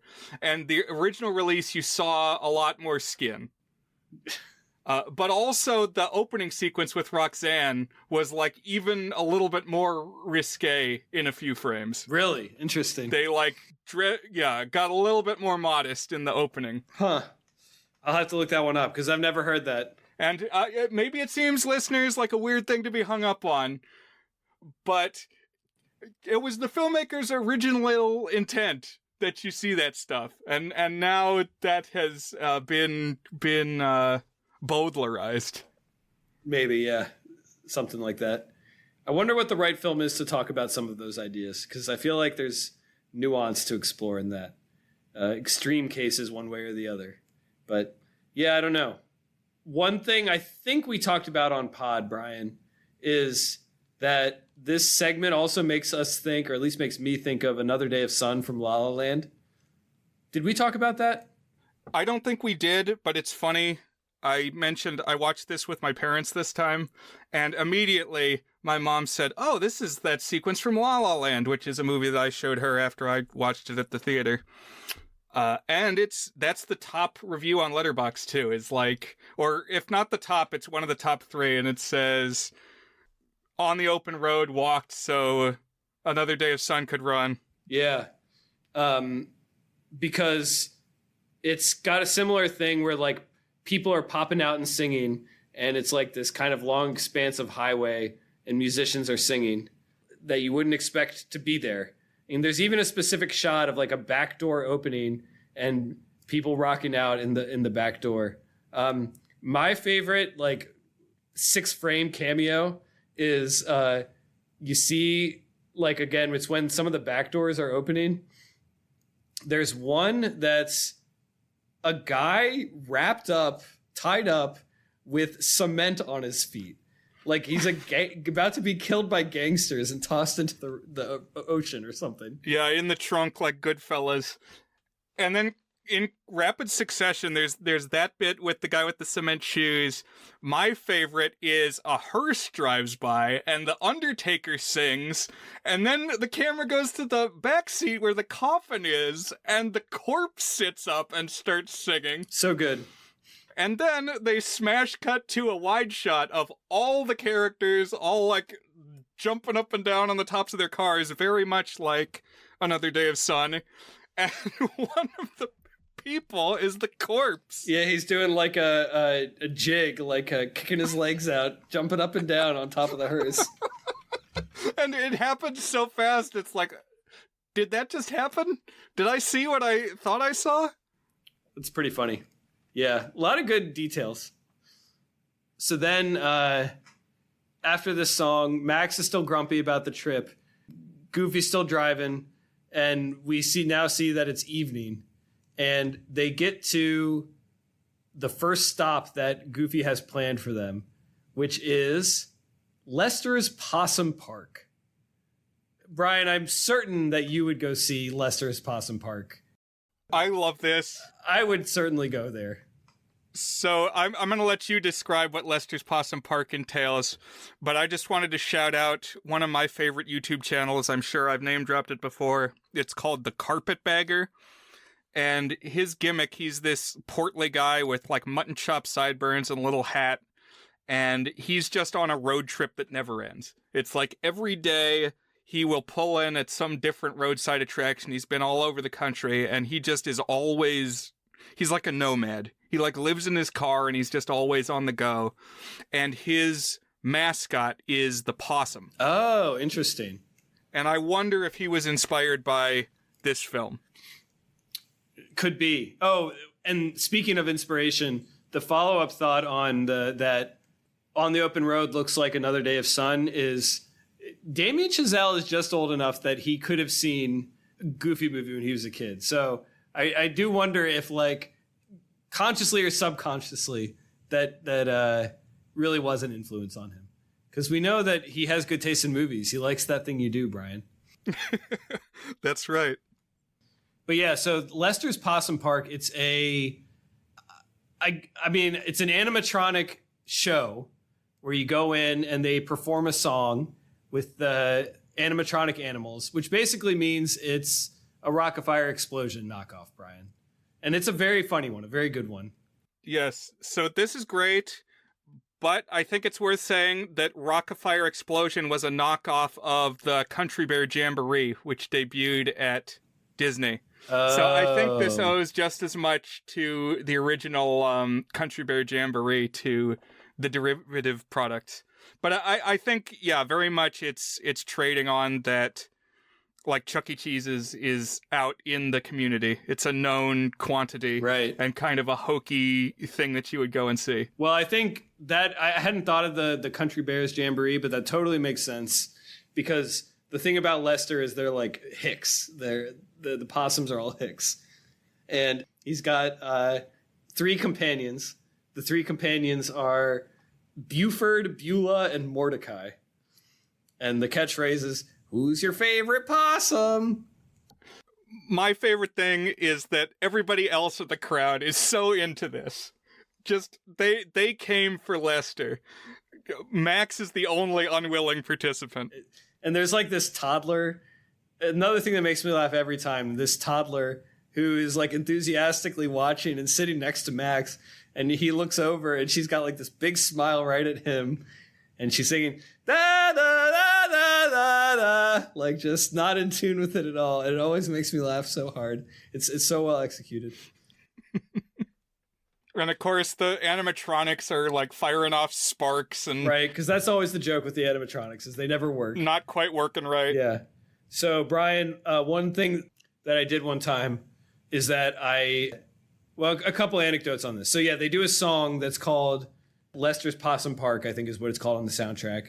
It's like the theme song for this place. So it's one of the 6 songs. Now, you and I both used to work at a warehouse. I kind of founded the warehouse way back in the day. And then I think you kind of ran it for a while. We've had a lot of people work there. In one of my earlier years working there was 2 guys, Alex and Colin, who worked there. And I'm sure you know both of them. And one time I was just like playing a mix of all of my songs or some playlist I had made or something. And the Lester's Possum Park song came on and they thought it was very, very funny. They like that. What is this ridiculous song? And so they played it a whole lot that summer. I heard the song over and over again. And I learned some of the lyrics. In fact, I learned all of the lyrics, Brian. That was one of my party tricks. This is like maybe not a party trick, but like I could sing this whole song verbatim. So I'm going to treat you, Brian, to me singing the entirety of Lester's Possum Park right now. And we'll see if I decide to keep it in the episode or not. But listeners, this may also be for you, too. Now gather round, my possum pals, join the jamboree. Come hoot and howl and holler from the heart. Yee-haw, and every chicken, pig, and goat'll help by yelping out a yodel here at Lester's Possum Park. Yodel-a-hee-hoo, yodel-a-hee-hoo, yodel-a-hee-hoo, Lester's Possum Park. Skin that cat, Beulah. Visit Beulah's farm of fiddles, pet our varmints, taste our victuals, Lulu's lizard gizzard pie's a work of art.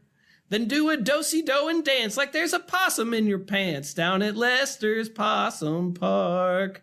Yodel-a-hee-hoo, yodel-a-hee-hoo. Well, don't you want to be a-hanging from a tree? We're mighty glad to see ya, and the parking's always free. Here at Lester's Possum Park. Yodel-a-hoo. Good stuff. And the like ride operator, the guy who punches the stuck animatronics is Pat Buttram, who was among other things the sheriff of Nottingham in the Disney Robin Hood, Mr. Haney on Green Acres. Oh, good stuff. My dad really liked Green Acres. Speaking of Dad Month. So they also, after this show, they have like a little bit of it's just all very embarrassing, degrading, humiliating for Max to be a part of this thing that's like a kid's family thing that he wants nothing to do with. So maybe, Brian, this is a good time. I know we're spinning our wheels a lot here, but to ask, which of these characters do you find more sympathetic, Max or Goofy? Right. It's a good question, and I think what really makes this movie work is that they are both sympathetic, and they have clear goals. You understand what they want. You understand who they are, and that's like consistent throughout the film.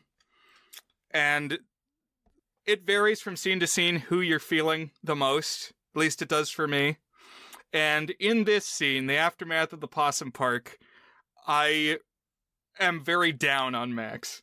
Like, Max is such a jerk.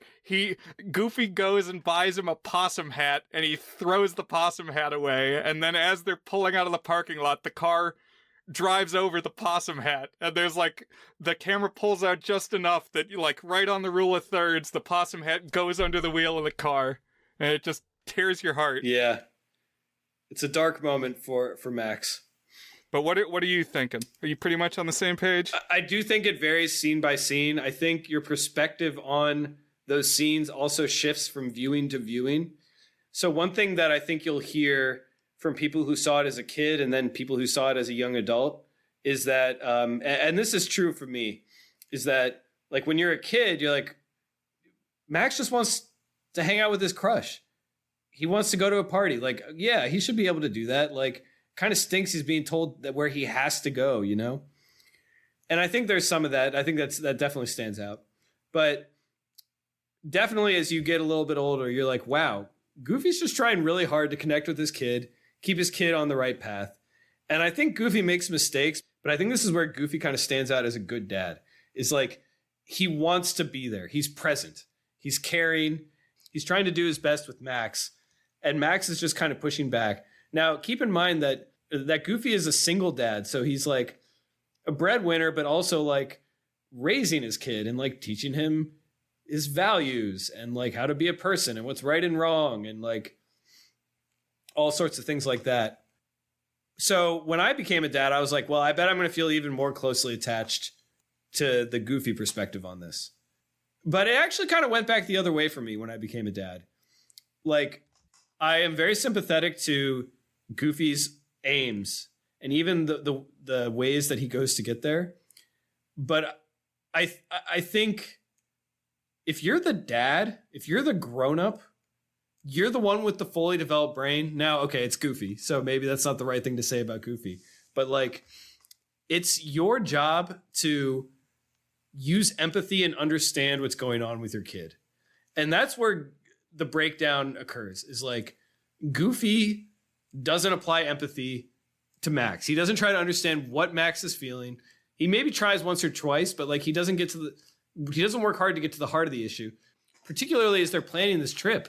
Like, I don't know, maybe Max would have gone if they left Saturday instead of today, you know? Like, let Max go to the party. Yeah, there needs to be more listening. And he doesn't understand why that's important to Max. He doesn't try to figure that out. And I feel like teens, again, not fully developed humans, more reasonable for them to be in their own universes and not thinking about their parents. I mean, they should be. They should be trying to understand things from their parents, but like, it is very much on the parents to try to see the world from their kids' perspective and like do what's best for them developmentally by applying that empathy. And I kind of feel like Goofy has a couple of failures of trying to understand Max that imagining myself in his position, I would try to do differently. It's hard to say, but you know. But I do think it shifts, and the characterization of each is both so strong that you, like you said, you understand where both of them are coming from. So after this day, this Lester outing, the next day they're practicing their fishing. They stop at some state park or something like that. And here they bump into Pete and PJ. So it's one of two times they see them out on the road. I always wondered, like, what are the odds that they just bump into their best friends? Did neither of them know they just happened to park at the same state park? You know? I'm not sure. But they bump into Pete and PJ here. And Pete and PJ have this really elaborate RV, like a $500,000 RV. This thing's a monster. And Max is like, man, I wish we could go traveling in this, you know? I was wondering, have you done much RV travel, Dan? No, I've actually never really done RV travel. What about you, Brian? So my grandfather had one, and then my uncle had a fancier one. Okay. So I have done some travel and some camping in RVs. Seems like more of the further you go west in America, more people have RVs. It's not really an East Coast thing. Right. My parents-in-law, my wife's parents, have a camper that they take when they go camping, which is not exactly the same thing, but I think of it as kind of similar. It's like you can bring your life, not your life with you, but you can bring like sufficiency with you, you know? But yeah, this RV's got like a bowling alley on the top of it and stuff, a built-in hot tub. And we get another one of the conversations, Goof and Pete talking about how one should parent. Pete continues to push the sort of authoritarian, disciplinarian approach. But later, Goofy teaches Max. Oh, and one thing we learn here is even raising the stakes even more is that PJ has heard what Max told Roxanne. Now, the whole town knows that Max is supposed to be going to this concert. So if he doesn't show up there, then it's going to be not just like make him look bad to Roxanne, but make him look bad to the entire school, destroying that standout goodwill he had just a couple days earlier. Right. And I mean, that makes sense because the president of the student body was like, everybody come to my house. Yeah. So then right after this, we get the introduction of the perfect cast. So Goofy teaches Max the perfect cast, which I also memorized at one point what the whole thing is. So let me see if I can pull it up right here. I don't remember exactly what it is. 10 o'clock, 2 o'clock, quarter to 3, tour jeté, twist, pas de deux, I'm a little teapot, then the wind up, and let her fly. So we get like a whole exaggerated comic bit of pantomime to get this going. This would be a fun one to learn, like to try to actually physically learn too, Brian. Yeah. My brother says he knows one of the Goofies at the parks, and I wonder if it's like part of the training. Yeah, it's like, okay, now today we're going to learn perfect cast. And we get one of the best gags in the movie here. So when Goofy tries the perfect cast, he snatches one of the steaks that Pete is cooking and makes it go flying across the river. And it lands in a giant footprint. And here comes Bigfoot. Now we're meeting Bigfoot, Brian. I guess they're not in the Pacific yet. I don't know exactly where they are supposed to be right now. It's like, I kind of think of it as the Ohio area or something like that, but I don't know. This whole Bigfoot thing is very, very funny. First of all, the character animation of Bigfoot, who is like, first of all, like he's a human animal hybrid, like a Goofy, but yet he's not, it's kind of like the Pluto situation where he's not quite at the same level of intelligence and humanity as the Goofies. Yeah, it's interesting. It reminds me of the Berenstein Bears Meet Big Paw, where it's like, what actual kind of animal is this? Because they're bear people, but they also have a Bigfoot. And here it's dog people, and they have a Bigfoot. But a very, very funny bit of character animation. He does like double takes and like funny reactions to stuff. And he's got goofy, snaggly teeth and like an even bigger snout than the other goof people. But the result is that Max and Goofy get stuck in their car without their keys, and they have to like sit in each other's company for the night because Bigfoot is not only outside, but he's like messing with their stuff and like doing puppet shows. And the funniest one is he's like digging through their stuff and he accidentally gets headphones on him and he hears Staying Alive by the Bee Gees and he starts dancing to it. And as he hears the music, he gets this big smile on his face, which is like one of my favorite animated faces. It's kind of like the Grinch, the one face in the Grinch. And then like later you see him doing the John Travolta disco move in the background. But I love the Bigfoot sequence. One thing that really struck me this time is like everybody immediately pegs him as Bigfoot. How did they know it was going to be Bigfoot? Like Pete sees like a speck in the distance. He's like, oh my God, it's Bigfoot. And he gets in a van and drives away. Like, why is that your assumption when you see a thing that it's Bigfoot? I never quite understood that. You know it when you see it, Dan. That thing right there, that's Bigfoot. If you saw Bigfoot, you would know. So then we get a nice motif of Hi Dad Soup.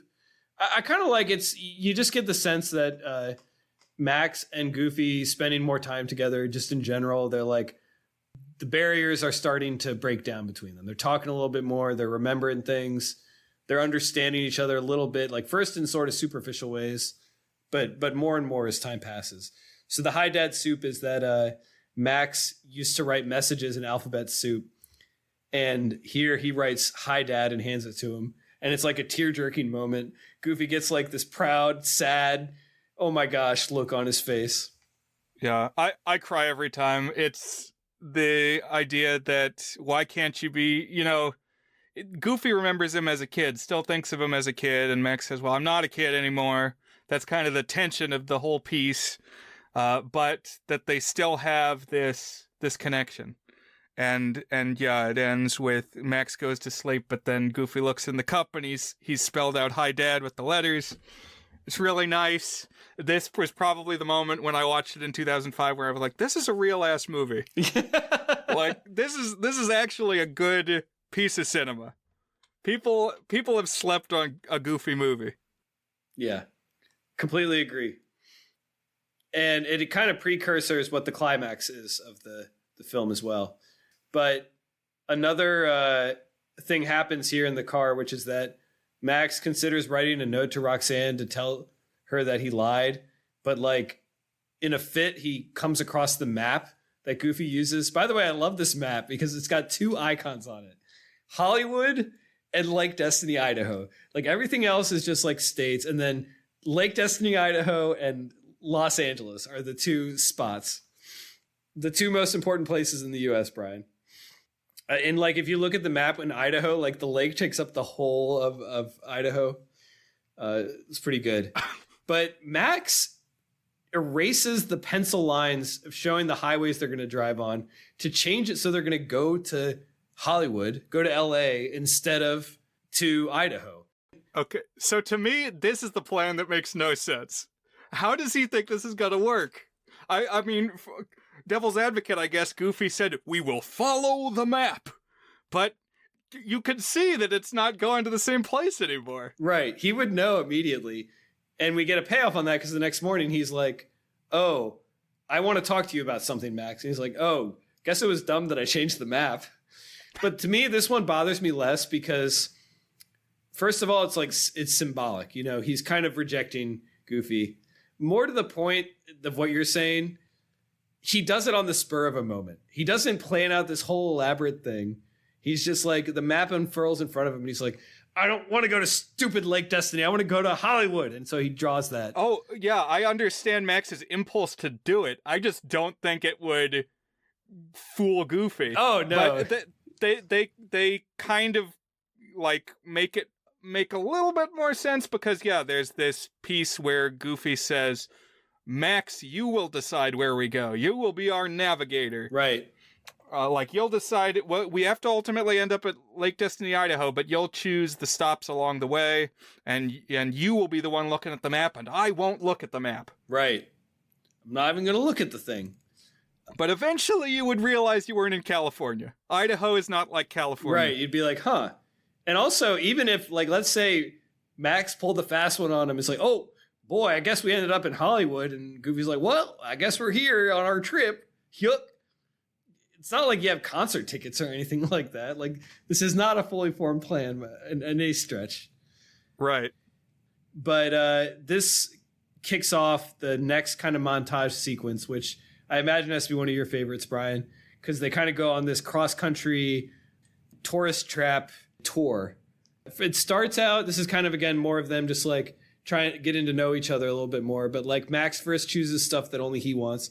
A monster truck show and a theme park with crazy roller coasters. But then they end up choosing stuff that they both like later on. Oh, like a baseball game together and like we're going to go to a New Orleans mime thing. And that was the one my mom called out. She's like, why are they in New Orleans? It's like pretty far south. It didn't really seem like they would end up in New Orleans, but yeah, they got all the like wrought iron fences. It's like, this is clearly New Orleans. The balconies and stuff. Oh, and they stop at like the biggest ball of yarn. I think that's the like iconic, It's like the stereotypical roadside attraction. Is that a real one or is that a made up one? So there's Weird Al has a song called "The Biggest Ball of Twine in Minnesota," which is kind of all about roadside attractions. And I actually don't remember if it's in Minnesota. He may have just picked that to fit the meter of the song. But there is a giant twine ball attraction, and it is pretty much as described under the song. Interesting. So now they're kind of getting along a little bit better. Max still hasn't figured out exactly what he's going to do about this whole changed map thing. He hasn't changed it back yet, but you can see that, again, it's symbolic, but like, okay, what am I going to do? How am I going to resolve this situation?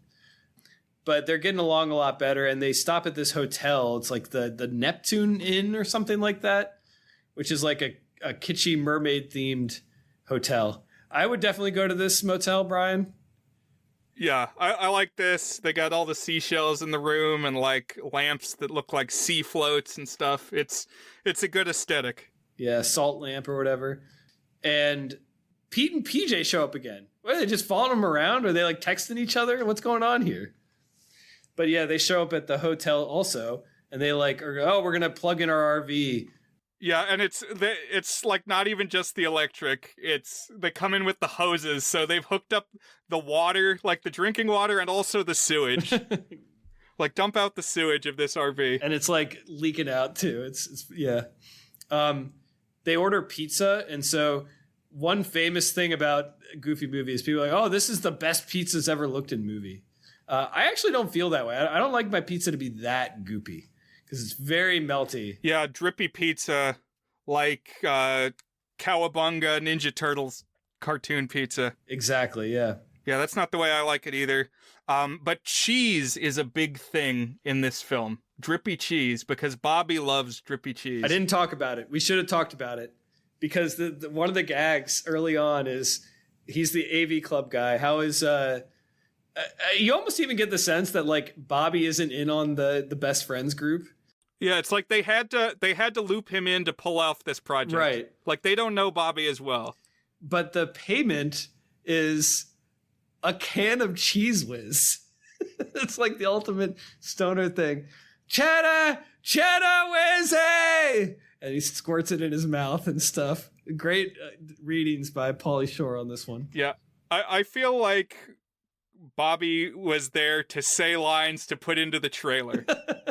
Because I remember seeing the trailer for this movie back in the day, and him saying "Leaning Tower of Cheesa" was definitely in there. Yeah, that doesn't surprise me. I don't know, like in my memory, he's a pretty constant presence, but we really only see him at the very beginning of the movie, and then he appears a little bit at the end. But he leaves a strong impression. Enough that he was a major carryover in an extremely goofy movie.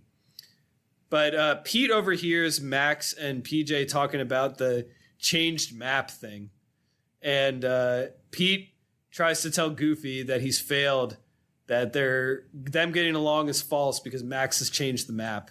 Again, the symbolic thing about like violating the dad's trust and his vision of what the family unit should be. And then Goofy decides he's not going to check it, but he kind of like inadvertently looks at it the same way that Max kind of inadvertently got it out to change it in the first place. And then, of course, he's heartbroken. Of course, Goofy's heartbroken because he thought things were going so well. And now it seems like Max is just pulling a fast one on him and it's being completely inauthentic. So we get some good shots of him looking sad. But then the next day they're driving and there's this sign. And I'm pretty sure it says California and Lake Destiny, or is it California and Idaho? Like these are the two, you go left, you end up in California, you go right, you end up in Idaho. Yeah, I think it's California, Idaho. It's like first of all, it's a symbolic intersection. And second of all, it's just a very funny physical intersection. Like it's right there in your face. This is when he would figure it out anyways, right? Right. Yeah, exactly. That was my thought too. It's a moment of truth, but it's like he's going to know either way here. It reminds me of one time I was going to visit my friend in Rehoboth Beach, Delaware, but I had the GPS in my car set to avoid tolls. So there's a bridge that goes across the Chesapeake Bay like take you straight to Delaware from Northern Virginia where we're at. But it's a toll bridge. And so the GPS, instead of taking me on that bridge, took me around the Chesapeake Bay, which added like 8 hours to the trip. And it took me up into New York State. Oh my gosh. And by the time I was in New Jersey, I realized something is not right here. So, like, and that's what I imagine it would be if somehow this plan had continued and Goofy's like, wait a minute, Nevada? Yeah. You know, something's wrong. Now the tables have turned. Now Goofy's being brought somewhere he didn't want to be. We kind of see it as the mirror of earlier when Max was the grumpy, non-communicative one, resentful. But they pull over and Goofy forgets to put the parking brake on. And so the car starts sliding down and they're arguing as like their car is falling and luggage is flying off and they're chasing after it and arguing about who was wrong. And like, it's gone from them being buddies to them airing their grievances at each other. And it can be a little hard to watch because you've kind of gotten invested in these characters, but eventually they crash in the water, like the car goes flying off a cliff, and the culminating line is, "I'm not your little boy anymore now. I got my own life." And Goofy says, "I know, I just wanted to be a part of it." And then he says, "You're my son, Max. No matter how big you'll get, you'll always be my son." And that's the one that always slays me right then. And Max seems to kind of get it too. There's something he hasn't been seeing quite right. And so we hit the point where we would have a romantic ballad in a regular Disney movie. And we sort of do. It's not romantic like romantic love, but it is a love song. It's Nobody Else But You, where they sing about how they're different, but they can only rely on each other because they're family. They're father and son. I don't know why this bothered me so much, but in this song, they're like paddling, their car is like half sunk in the river and they're trying to navigate through this river and like keep their car with them, but they take off their shoes and there's like a lot of focus on their weird goof feet. You didn't like the goof feet? No, it was strange to me. Yeah, and so they do a thing where like they stick their feet in and the guppies nibble on their feet, but then a big old ugly fish chomps on Goofy's foot. But yeah, they're like floating down the river. So it's kind of got this interesting visual profile because they're sitting on top of the car floating down the river as they sing. And it's got some good lines in it, some good rhymes. The one that always throws me off is, "Your moodiness is now and then bewildering." Okay, I like that line. "And your values may be, so to speak, askew." Your values may be, so to speak, askew. That's like a harsh critique of someone's character. Your values are askew, buddy. I mean, I guess the idea is like you're a teen and you can't always discern right from wrong and don't always act accordingly because your brain's not developed yet. But like, your values are askew. It's like, man, that's like a Shakespearean insult at your son right there. Get your mind right. It's a sweet moment. And then we kind of fade out as Max starts telling the whole story to Goof. And now Goof understands everything. Now he's like, "Oh, that's why you cared so much. That's why you didn't want to go on the trip. This is important to you. Wow, my Max is growing up. He's in love with a girl. Well, I guess we got to get you to that concert." And great dad moment. Just pivoting, doing the thing that your son needs right then. I love, this is my favorite Goofy moment. He doesn't even like, "Oh, I wanted to go fishing. You sure you don't want to go fishing?" He's just like, "No, we'll do the thing that you need to do." But then, of course, it can't be that smooth. There's a waterfall, or as Goofy says, a waterfall. A waterfall! Because he has to double take to process it. And another very emotional moment. Max has to do the perfect cast to catch Goofy. And he drags him up by his britches. And Goofy's just looking awestruck that his son did the perfect cast to save his life. as they were falling off the waterfall. We don't ever find out how they managed to get the car back onto the road or anything like that. We later see the car. Yeah, there's a lot of important stuff we don't get explained here. Just, we need to get you to that concert. And then they're at the concert. Exactly. They like sneak in and band stuff. There's like you could have had like a whole 20 minutes of movie in between here. It's like, yeah, it's like a heist. I know. But yeah, we get there. And one thing that's not very clear is it seems like it's the start of the concert because people are walking in, but he's supposed to be appearing on stage at the grand finale. So I guess it's like kind of compressed. Like we're seeing all the commotion, and now we take this to be the grand finale, both in the movie and in the concert. But yeah, so they're like wandering around backstage. I kind of like the way that we see like the stuff behind the concert. There's the makeup room, and there's the electronics and the wires and the stage hands and all that stuff. And they eventually have to get their way on screen. On stage.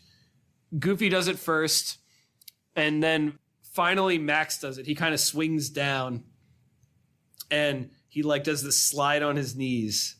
Yeah, there's like a security guard who chases after Max for a little while, who also has a horrible fall off of one of the girders up in the catwalk, and it's like, well, what happened to that guy?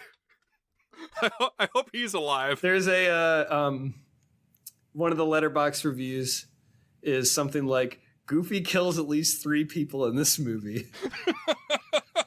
So one of them is definitely the mime, because he like does a thing where he cuts a mime piano rope and like a real piano falls down and crushes a mime. But yeah, I think the security guard would be worse for wear as well. This stagehand or whoever he is. But the song that Powerline is singing, again with this woman singer, is called Eye to Eye, and it's stylized with the letter I, the number 2, the letter I. It's probably the most famous song from this movie. I don't think it's the best. I think Stand Out is better. I like some of the other, I like After Today a lot. I do think it's a very good song, though. I think it's great. I think it's got some weird lyrics in it. The dumbest one is, if you're ever lonely, stop. You don't have to be. Oh, thanks, Powerline. You figured it out. You solved my loneliness. I just got to stop. I don't have to be. Okay, good. Great. Brian, if you're ever lonely, stop. You don't have to be. Oh, thanks, Dan.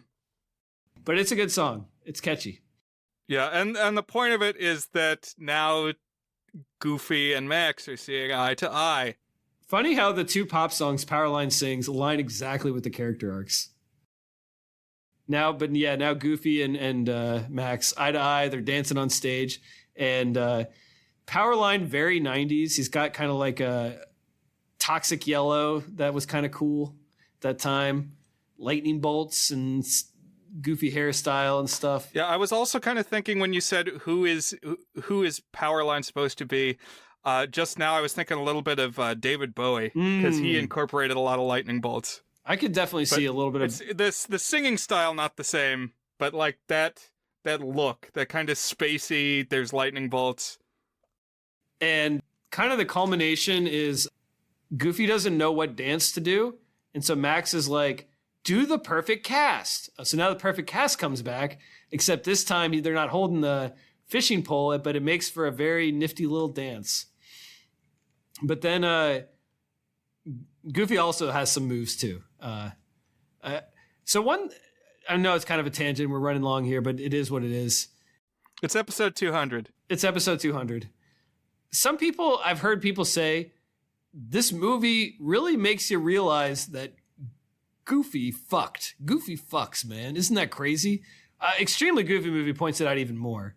But like, I very much believe that Goofy could be in a romantic relationship. I don't know about you, Brian. Like he's goofy. I mean, but he's like earnest and caring and like competent in general. He's got a job and a house, and like he can be charming, in little ways. Like the thing where he charms the kids.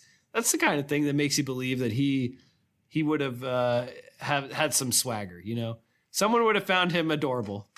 Of the Mickey group, he's got children.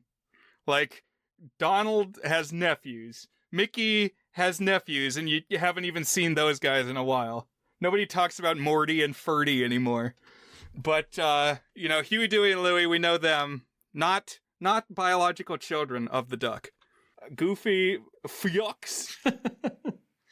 Yes. And I hope we get a few minutes to talk about Extremely Goofy Movie. Oh, yeah, definitely. We don't have to give it the same dedication. But I think there's some good stuff in there. Definitely some different stuff. It's not on the same level. No, it's not. But I do want to talk a little bit about that too, yeah. I do one more thing about the concert is I really like the way that it's shot. Or I guess not shot if it's animated. I get the way that it's animated, you would say. But like it's got almost expressionistic flavor to it. It's got because it's got the stage lighting and like shadowy, misty backgrounds, kind of like the first concert we saw too. And yeah, there's a part where it's lit. It's supposed to be like a single light source or something, and it's almost like a blue light, and it looks totally different from everything else in the movie. It looks almost like Batman the Animated Series or something. Like it was drawn on black paper or something. I don't even know. That's the effect. It's like very dark with only a few portions of the image are illuminated. And it looks very cool. And so now he's fulfilled his promise to Roxanne. He's appeared on stage and we see her smiling, pleased that Max fulfilled his word, that he was telling the truth and that he waved to Roxanne. We also get a moment between Bobby and Stacy. I always love this. It's like, why did they have to show that? I don't know, but I'm glad that they did. It just makes me want to see more of them. Yeah, I like it. There's one shot that always strikes me too, which is when they do, what's the vibrating thing in the back of your throat, Brian? Your uvula? Yeah. So it zooms in on either the woman singers or power lines, and then it zooms out, and it's on the other ones. Right, I think it zooms in on the woman's uvula and then zooms out on Powerline's uvula. So it is quite a transition. Yeah. It's pretty great, yeah. So I feel like a lesser movie would have just left it at that and been like Max went home and Roxanne was totally in love with him. But I haven't really said it, and we've kind of talked about it. To me, the theme, the lesson is you communicate honestly and actively. And you listen, because what does Max need to do? He needs to go tell Roxanne the truth. He needs to communicate honestly with her. Take the lesson he learned in his relationship with his dad and apply it to the broader world, and not get the easy way out, even though he happened to fulfill the lie, admit that he lied to Roxanne.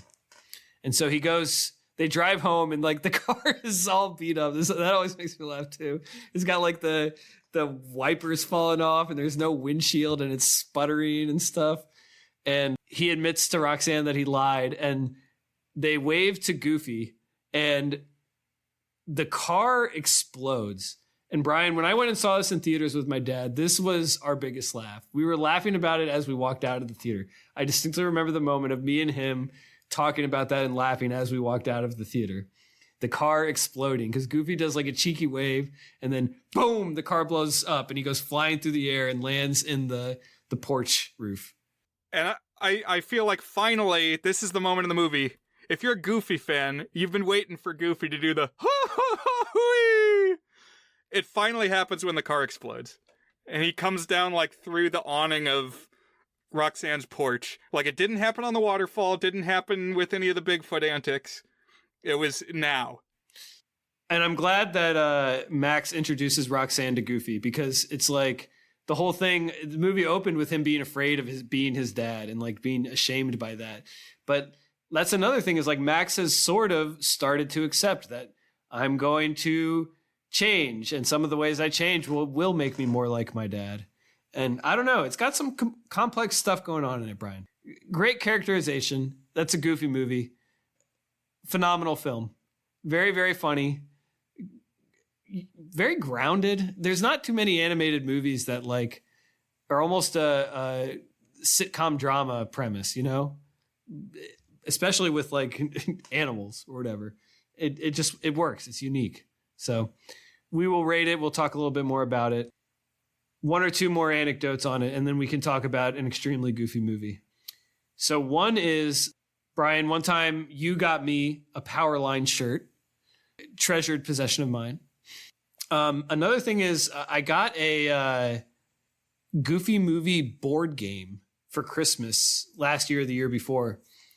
And you can actually play it. It's got like a lot of references to stuff you see, like it's like a road trip style board game. Like you move from across the map, but it's got like references to some of the different places they stop and different characters and stuff. And it's pretty fun. Pretty lightweight, but pretty fun. Last anecdote. This is something that was one reason this was always important to me. I've always loved the music in this. One of my favorite movie soundtracks. I love every song. It all works so well. Even the score, the original score, it's not like an all-timer of a score, but it's very nice. It's scored by, I'm going to get the name of the guy here, Carter Burwell, who actually, oh, no way. He wrote the score to Fargo, Brian. Whoa. The Banshees of Inisherin. No Country for Old Men. Wow. So was that like the score? Yeah. The orchestral score. I don't know if he necessarily wrote the songs. I don't think he did, but the songs are good. So I like everything about the music, but they only did one printing of the soundtrack, the CD, and then it became a collector's item. So before it was on iTunes, Disney used to have none of their music on iTunes or a very limited selection on iTunes. If you wanted to listen to a Goofy Movie music, you had to buy the soundtrack, and it was like $50 on eBay. I couldn't find it anywhere. Eventually, I figured out how to... I can't remember if I figured out how to illegally download it first or to buy it on iTunes first, but I got it at some point. But there was something special about... This was like my holy grail. It's like when I would go to a store, like a thrift store or something, I would look, does it have a Goofy Movie soundtrack CD there? So that I do kind of miss the days when there was like obscure stuff you could hunt for. Now everything is available all the time. Any movie you want to watch, you can find online if you're industrious. Any music you can find online if you're industrious. There's something about the scarcity of physical media that is lost, although I'm glad that we have access to so much stuff. Right. Yeah, probably even by the time I saw this in like 2006, I could have gone on LimeWire and found these songs. Right. But what I used to do is I would put in the VHS, I would hit play, I would watch the movie, and then I would rewind back to Stand Out and listen to Stand Out again. And depending on my endurance, like repeat the loop if I wanted to go. Because at that point, you're like 20 minutes into a 78-minute movie. It's only like an hour, you know? So you could do it if you wanted to listen to the music again another time around. But yeah. So I have fond memories of rewinding a Goofy Movie just to listen to the music again. The memory I have like that is often I would put in the Bedknobs and Broomsticks tape and fast forward to the battle that is the last 10 minutes of that movie. And someday we'll have to do a Bedknobs and Broomsticks episode. But like, yeah, good scene. A lot went into that scene. We'll talk more about that scene someday. I think I gave it one of my music moments because there's also a song going on during that. Gotcha. Yeah, that's awesome. I think I'm ready to talk about an extremely goofy movie, Brian. Okay. So, Brian, it's not lost on me that we just talked about a Goofy movie longer than the length of the actual Goofy movie, but it's one of those movies that inspires me to do so. So, there we go. No worries. Don't have to talk as long about extremely goofy movie. I remember seeing ads for this, so I'm wondering if maybe there's a trailer for it. It came out in 2000, so 5 years after a Goofy movie. It was direct to video. I'm wondering if maybe there was a trailer for it on like the Toy Story 2 VHS or something. Yeah. So I don't know if I saw it right around 2000. I definitely saw it like within a few years of 2000. I don't know if I saw it right when it came out, though. Yeah. And I assume I watched it right after I watched a Goofy movie, rented extremely goofy movie to see how the story continued. So this is a sequel. It came out in 2000, direct to video, not to theaters. And interestingly, it pulls like the Toy Story 2 thing of being approximately as far in the future as the distance between the movies. So now Max was probably like finishing his freshman year of high school in a Goofy movie, maybe sophomore year. But here he's about to head off to college. And that's how the movie opens, is they are getting ready for college. And all of Max, Pete, and Bobby's back. Pauly Shore, they brought him back to voice Bobby. Now he's like one of the best friends, which again, I would say not 100% clear that they were best friends in the original, but I like that the gang is still together here and that they got the same voice actors. Yeah, they bonded. They were forged in fire of that assembly experience. And in an extremely goofy movie, it's about their freshman year, but it's like simultaneous with the college X Games. Yeah, it's very much about the X Games. So that feels right for 2000. But what I think is kind of funny is it's like this whole college tradition of the X Games and like the upper crust elite, old money college preps are into the X Games. And it's like, I don't think it quite had that, legacy and lineage. It was kind of a flash in the pan. But it was like very much associated with ESPN, which is a Disney property. Yeah. Like there's ESPN logos all over this movie, X Games logos all over it, and like that was kind of an early part of the Disney empire. I think it's in much the way that a Goofy movie has like some fun high school tropes in it. This has got like some college movie tropes in it, like the stuffed shirts, preps, and the sort of losers need to take them down a notch. So the villain is this, like you said, old money guy in a frat named Bradley Uppercrust III. Great villain name. And also, I have a brother named Bradley, so we got some amusement out of this. My father's name is Bradley. Oh, right, of course. Actually, my middle name is Bradley. Oh, dude, you're Bradley Uppercrust III. That's right. What is weird to me, I feel like you see Brad's irises more than the other characters. Like, there's something weird about his eyes. Like, I think most of the characters, it's just you see pupils, but he's got like irises around his pupils. He's like he's more human, less doggish. Yeah, it gives him a weird otherworldly look. So yeah, they're dealing with freshman year, and the big showdown is going to be the X Games between the frat of pretentious guys, including like a huge tanky guy voiced by Brad Garrett, another Brad, I guess, from Everybody Loves Raymond. Right, the brother with the deep voice. But the wrench in the whole thing is that Goofy goes to be a student because he gets fired from his factory job. Which he didn't have in the last movie, but... No, which we talked about, right? But yeah, I guess he's still working the low-rung jobs and wants to climb. And it's like a I Love Lucy type thing where he has to like keep things assembled on time. But of course, he accidentally hits the lever to make it go faster and faster. At the same time, he's kind of grieving that his son has gone to college. And there's some emotional moments in this one, too. It doesn't hit quite as hard as a Goofy movie, but there are moments that'll make you sad. Oh, Max is moving out. Because there's this motif about a little stuffy bear and stuff. Right, and again, contrasted with Pete, who's like, finally, I can use PJ's room for my workout, or whatever. It's just like overflow space. Exactly. My man cave, yeah. Some side characters. So one is Goofy gets a girlfriend. It's this librarian who's into 70s stuff. And that's when Goofy first went to college in the 70s. So they hit it off. And so he's got like a full-on girlfriend romantic arc because I didn't say this yet, but Roxanne is nowhere to be seen, which is controversial among extremely Goofy movie viewers. It never bothered me. Like, I never got the sense that Roxanne was like a true eternal love, Right. I do want to know more about the timeline. Like, how long did they last? Yeah, how long did it last? Because there's an episode of House of Mouse where she shows up.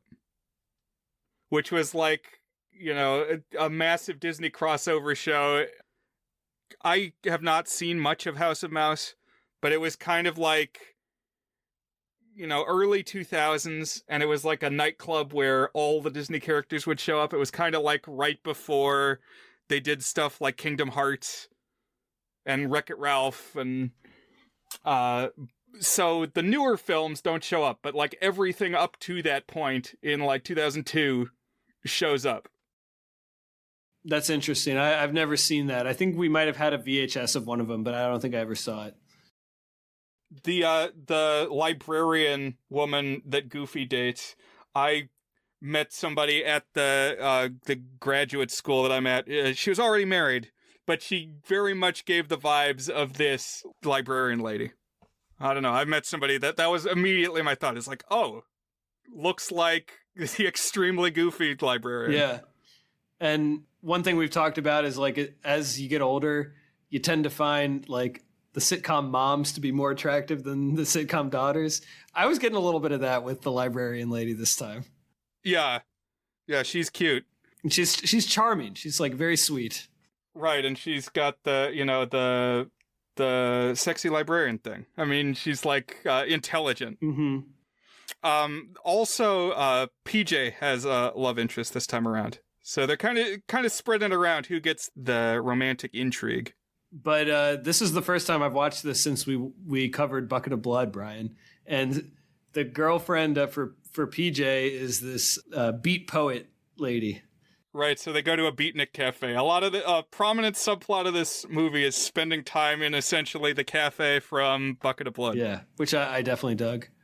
There's this whole thing where Max wants to get Goofy out of the way, so convinces him to join they're called the Gammas, like the frat, who for some reason want Goofy on their team. It's never really explained why. I guess like he's actually good at skateboarding, even though he doesn't realize it. Yeah, he's inexplicably good at skateboarding, but also I feel like they want to irk Max, because originally they appealed to Max and he's like, no, I'm going to skate with my friends.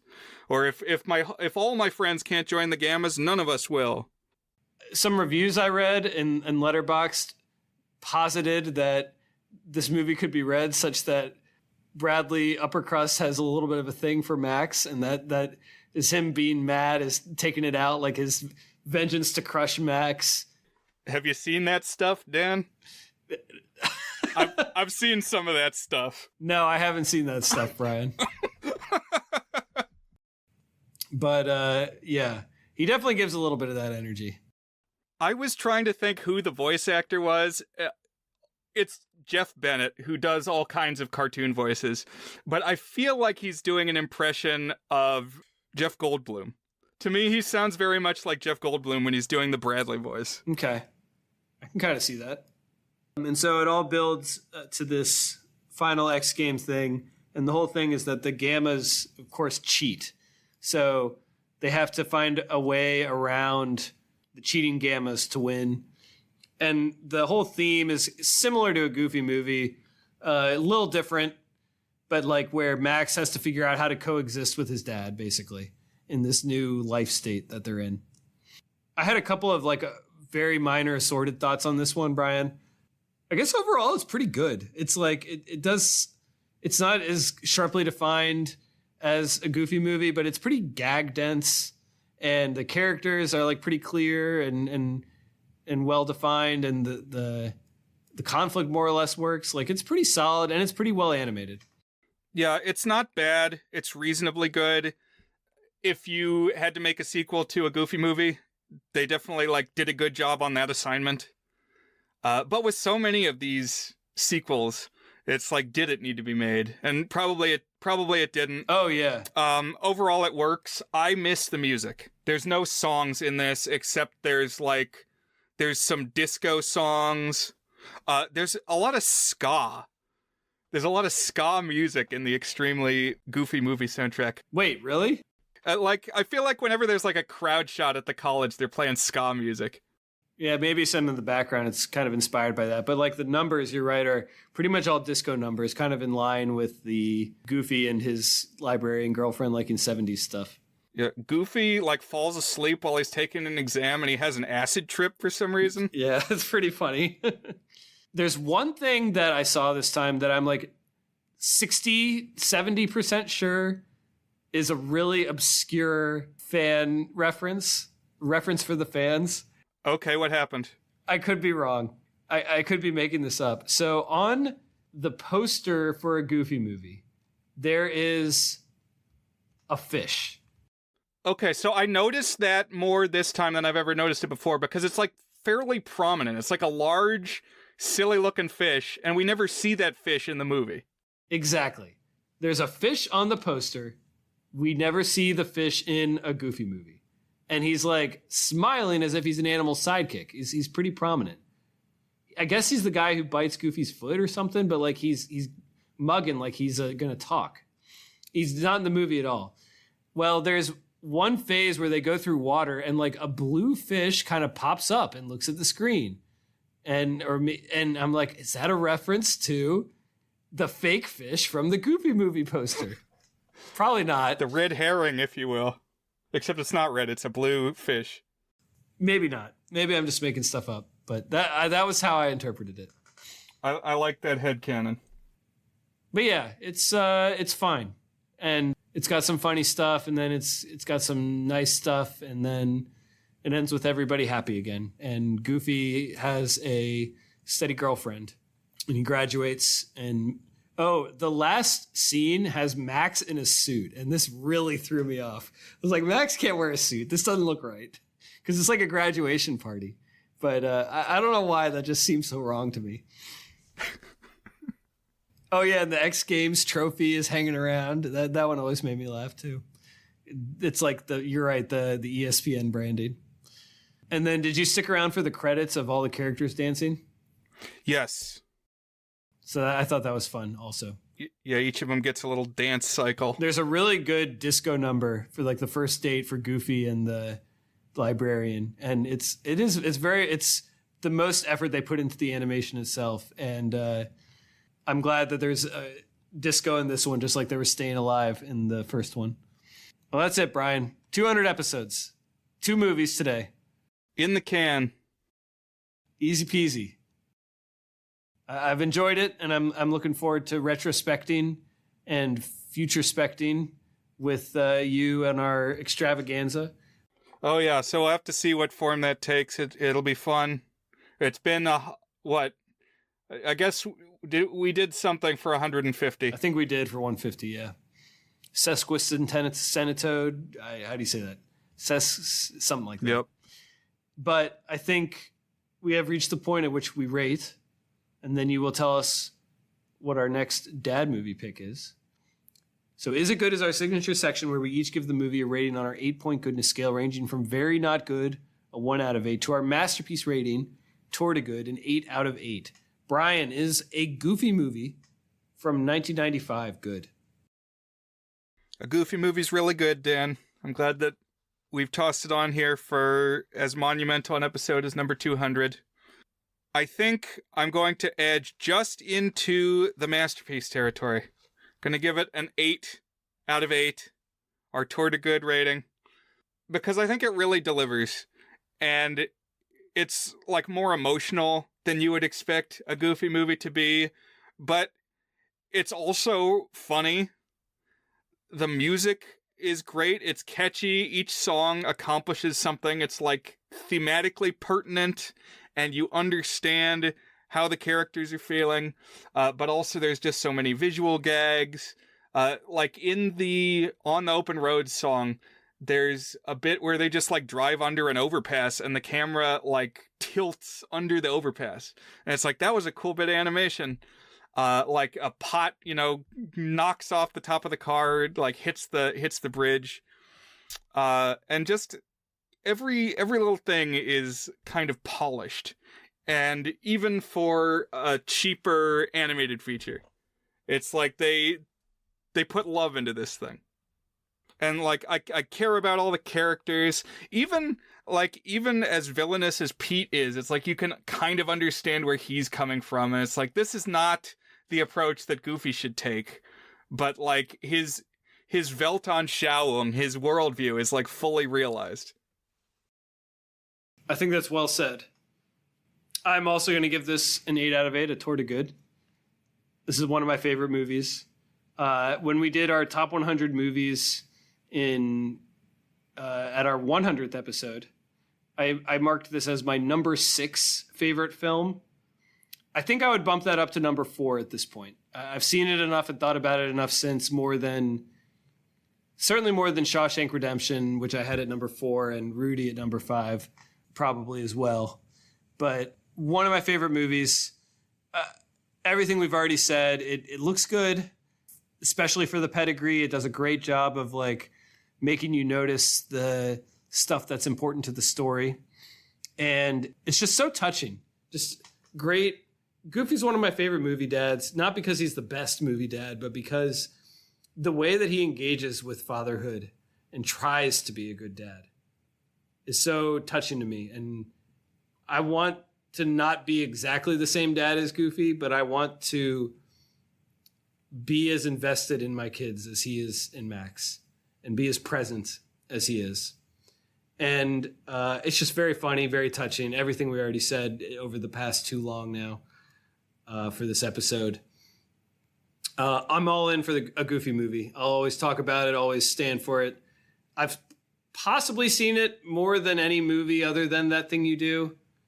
It honestly might be neck and neck with That Thing You Do, just because I've watched it with my kids a bunch. According to Letterboxd, I've logged it something like 7 times since 2020.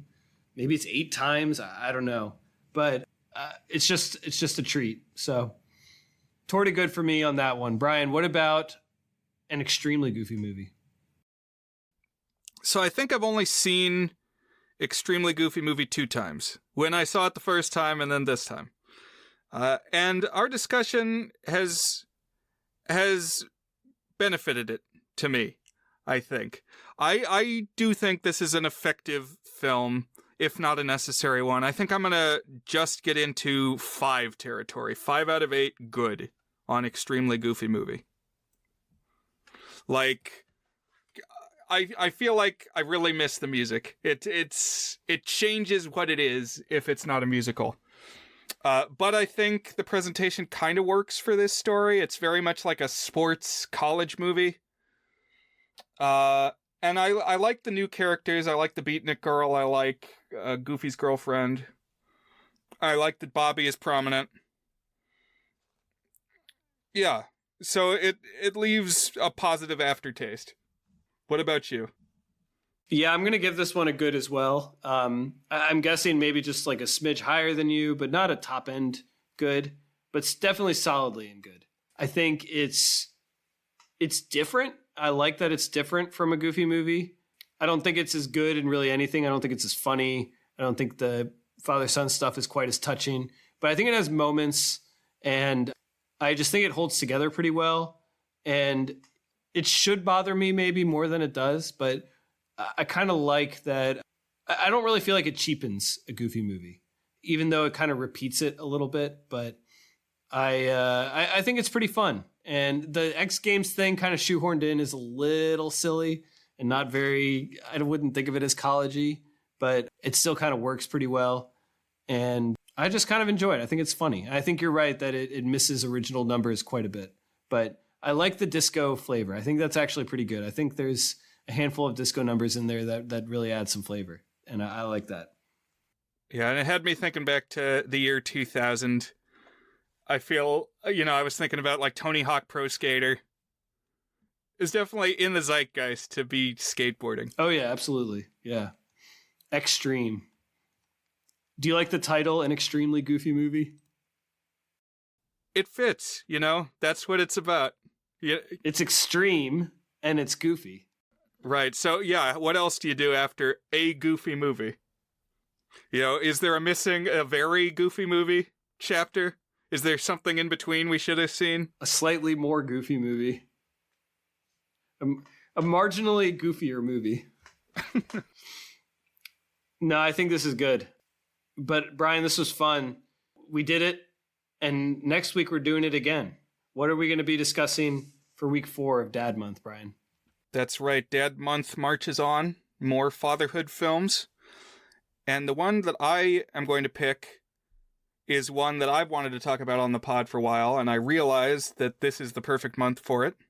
It's another musical. It's the film adaptation of Fiddler on the Roof from 1971, about a Jewish milkman in the early 1900s in Russia raising 5 daughters.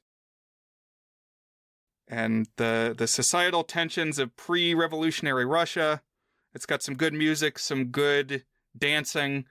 It's got Oscar-winning cinematography. Ooh. And it's one that I've been watching for a long time.